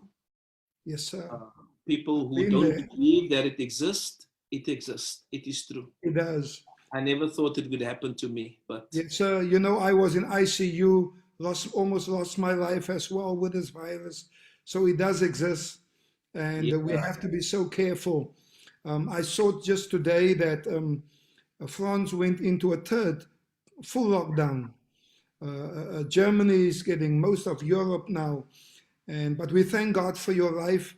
We thank God for sparing you. I celebrate you and I celebrate with you. I have the utmost respect for you. I say this again publicly. I know a lot of wise and a lot of famous and a lot of big people, but I thank God for my relationship with you. I love you. You're a man of great wisdom. I have the utmost respect for you. I truly respect you highly. I esteem you highly. Thank you for sharing so much wisdom. I see my brother, Mr. Isidore January is on. Pastor Clive Christian says, my wife has gone through it, and there's so many people. Telodine Janice says, what a powerful testimony. And just so many people is responding to it. Pastor Clint, we're going to have to do this quickly again. I promise you, I'm going to have to bring you back on again. Thank you for your wisdom. Thank you that you were obedient. Thank you that you responded when God needed somebody in our nation to speak wisdom. Can I tell you in conclusion that for a long time I was praying to God to raise up somebody amongst our own people, a man of wisdom. I'm being honest with you. I can say this publicly. People don't need to understand me to know me. Yes, sir. But I have certain requirements in life, Pastor Clint. I have certain needs that I have. Even as men of God, as leaders, we have needs. And one of the needs that I have was that God would raise up, a powerful man of wisdom in our city. Yes, we have evangelists. Yes, we have teachers. Yes, we've got, we've got pastors. We've got great evangelists. There's so many names I can drop right now. But I also said, God, we need men of great wisdom. I've been a friend of Dr. Miles Monroe. I'm a son, to Dr. A.L. Bernard, Apostle H. Daniel Wilson, one of the greatest men of wisdom. My spiritual father, Bishop Kenneth Ulmer, Bishop Neil C. Ellis, Bishop Charles Blake. I can mention so many names that I know personally. Bishop T.D. Jakes, I can speak about many of the great men of God and that I know, but I always said to God, raise up amongst us, and you became that answer to us. I want to thank you tonight publicly. You became that solution. We are all born to bring solutions to things, and wisdom and honor is needed in our city. And I do not want to, I don't ever want to be judgmental to us as a people, because I have learned honor, and even to honor, those that makes mistakes, and even because somebody can correct a mistake, but honor cannot be corrected, because honor leaves a lasting effect on someone. But a mistake can be corrected. I want somebody to hear me again tonight. A mistake can be corrected. But once you dishonor somebody, it stays. It leaves a lasting effect on them. And God really, when God raised you up, now you've been around, but when God, pulled you in this specific field, thank you for what you're doing. You know how many men of God and women of God are honored today because of the message of honor by Clint Ross. I know many people who didn't understand what honor was, but because of you were persistent in preaching, and what I love about you is you don't just teach. Those who wants to misunderstand you will misunderstand you. But you don't just teach honor to pastors. You teach honor to leaders. Yeah. You teach about honor to gifts. I want to say it publicly. You teach honor to gifts. You teach honor to talent. You teach honor to leaders. You teach, and that's what I love. If they really want to understand you, oh, my good friend from the Church of the Nazarene, we grew up together. Pastor Howard Mitchell says, thank you, Bishop, and Pastor Clint. May God continue to use you. Thank you, my brother, Pastor Howard Mitchell. God bless you, my good friend. And so we needed you. And I want us as a people to respect you and to appreciate your gifting. I want us to appreciate what God gives us. And God gave you to us as a city, as a nation, and for the great men like Dr. Mike Murdoch and many great leaders in the world who speaks on these honor lessons and who teaches us honor, for them to honor you speaks volumes. And so thank you for your wisdom. Thank you for your message of honor. Thank you for the grace that's upon your life. Thank you for loving God and to say, yes, people judge you when you started with honor. People, they begin to say bad things about you, and I've defended you. And yes, today, I reap the rewards, of defending you, of standing up for you, of honoring you by having you as my good friend. Thank you, sir. May God bless you. May God bless your wife. May God bless your ministry. May God bless everybody connected to your spiritual sons and daughters. May God bless those who just serves under your word, who just sits under your word. May God bless them because of your obedience. We love you. We appreciate you. And family and friends, as we normally do when we close, can you all just put up some hearts for Pastor Clint? Show him some love. He shared with us tonight, and I promise you I'm going to bring him back on again. would you just share some hearts, share some love with Pastor Clint? Let everybody, come on, let everybody know that we love Pastor Clint. Just put some hearts out there for this great gift, this great man of God, and we just want to let you know that we love you. Pastor Lady Taylor Dean Johanna says the level of wisdom on this broadcast is exceptional. Thank you, woman of God. We are humbled. Pastor Kimberly Samuel says, I'm a richer young preacher because of tonight's session. Thank you for hosting my dad, Bishop Noble. You inspire me. I am so humbled. I am so humbled, woman of God. Pastor Clive Christian says, what a blessing you always are, Bishop Noble. And Pastor Kundras, thank you, sir. Wilbert Joseph, Pastor Wilbert says, thank you, Bishop Theo Noble, for having Dr. Clint on tonight. Powerful program. It was great to eat from this table. We are humbled, sir. Agree with you, Bishop. The nation should really appreciate this wise man of God. Pastor James Temper says, thank you, my bishop. I honor you for sharing like-minded people who possess great wisdom with us. My family and I love you and your family, Pastor Clint. You can see the hearts are coming up. The hearts, people is really appreciating you, Pastor Clint. This is how much love we have for you. Prophetess Vanolia Benjamin, she says, thank you, Pastor Clint Ross. God bless you and your wife. She says, how much better it is to get wisdom than gold. Proverbs 16 verses 16. Thank you, Bishop, for allowing him to speak. What an honor, prophetess. You can see all the hearts that are coming up. We love you, Pastor Clint Ross. We salute you. Hey, Pastor J. Jacob says, I'm in need for the entire long weekend. I'm fit for the entire long weekend. Thank you, Bishop Theo Noble and Pastor Clint Ross for the shift. Pastor Ivers Manel says, thank you, Bishop and Pastor Clint. It was profound and blessed. Thank you, my good friend. There's just some love. Pastor Pauline Joseph says, God bless you, Pastor Clint. Thank you for your giving. We love you, Pastor Clint. We bless God for you. Is there a final word before we say goodbye, my friend? Bishop, let me just say to the people, and this is on my heart right now, if you insist on taking something that God's not given you, you will lose what he gave you. Ooh. He gave Adam and Eve the garden. He did not give them the tree. They took the tree and they lost the garden. He gave Samson a powerful anointing. He did not give him Delilah. He insisted on taking Delilah and he lost his anointing, his eyes, and his life. Wow. There are positions in the kingdom that God has not given you. When you take those positions, you will lose what he gave you. Don't step into ministry if God wants you in business. And let me hit it home with this one thing. God has given you the 90% of your salary and not the 10. But if you insist on taking the 10%, you better watch out for the 90. God Jesus. Oh, Lord. Oh, Crystal Jonas says, I was truly blessed by the session. Thank you, Bishop and Pastor Clint. Thank you, Crystal. Pastor Clint, oh, I love you, my brother. May God bless you. We continue to pray for complete healing. Hey, Kid the Fries, my brother and friend from New Zealand says, you have a good Easter weekend to you and Pastor Clint. Great show. God bless you. Thank you, Kid the Fries, all the way from New Zealand, my great brother and friend. You know Kid the Fries. And we bless God for Keith.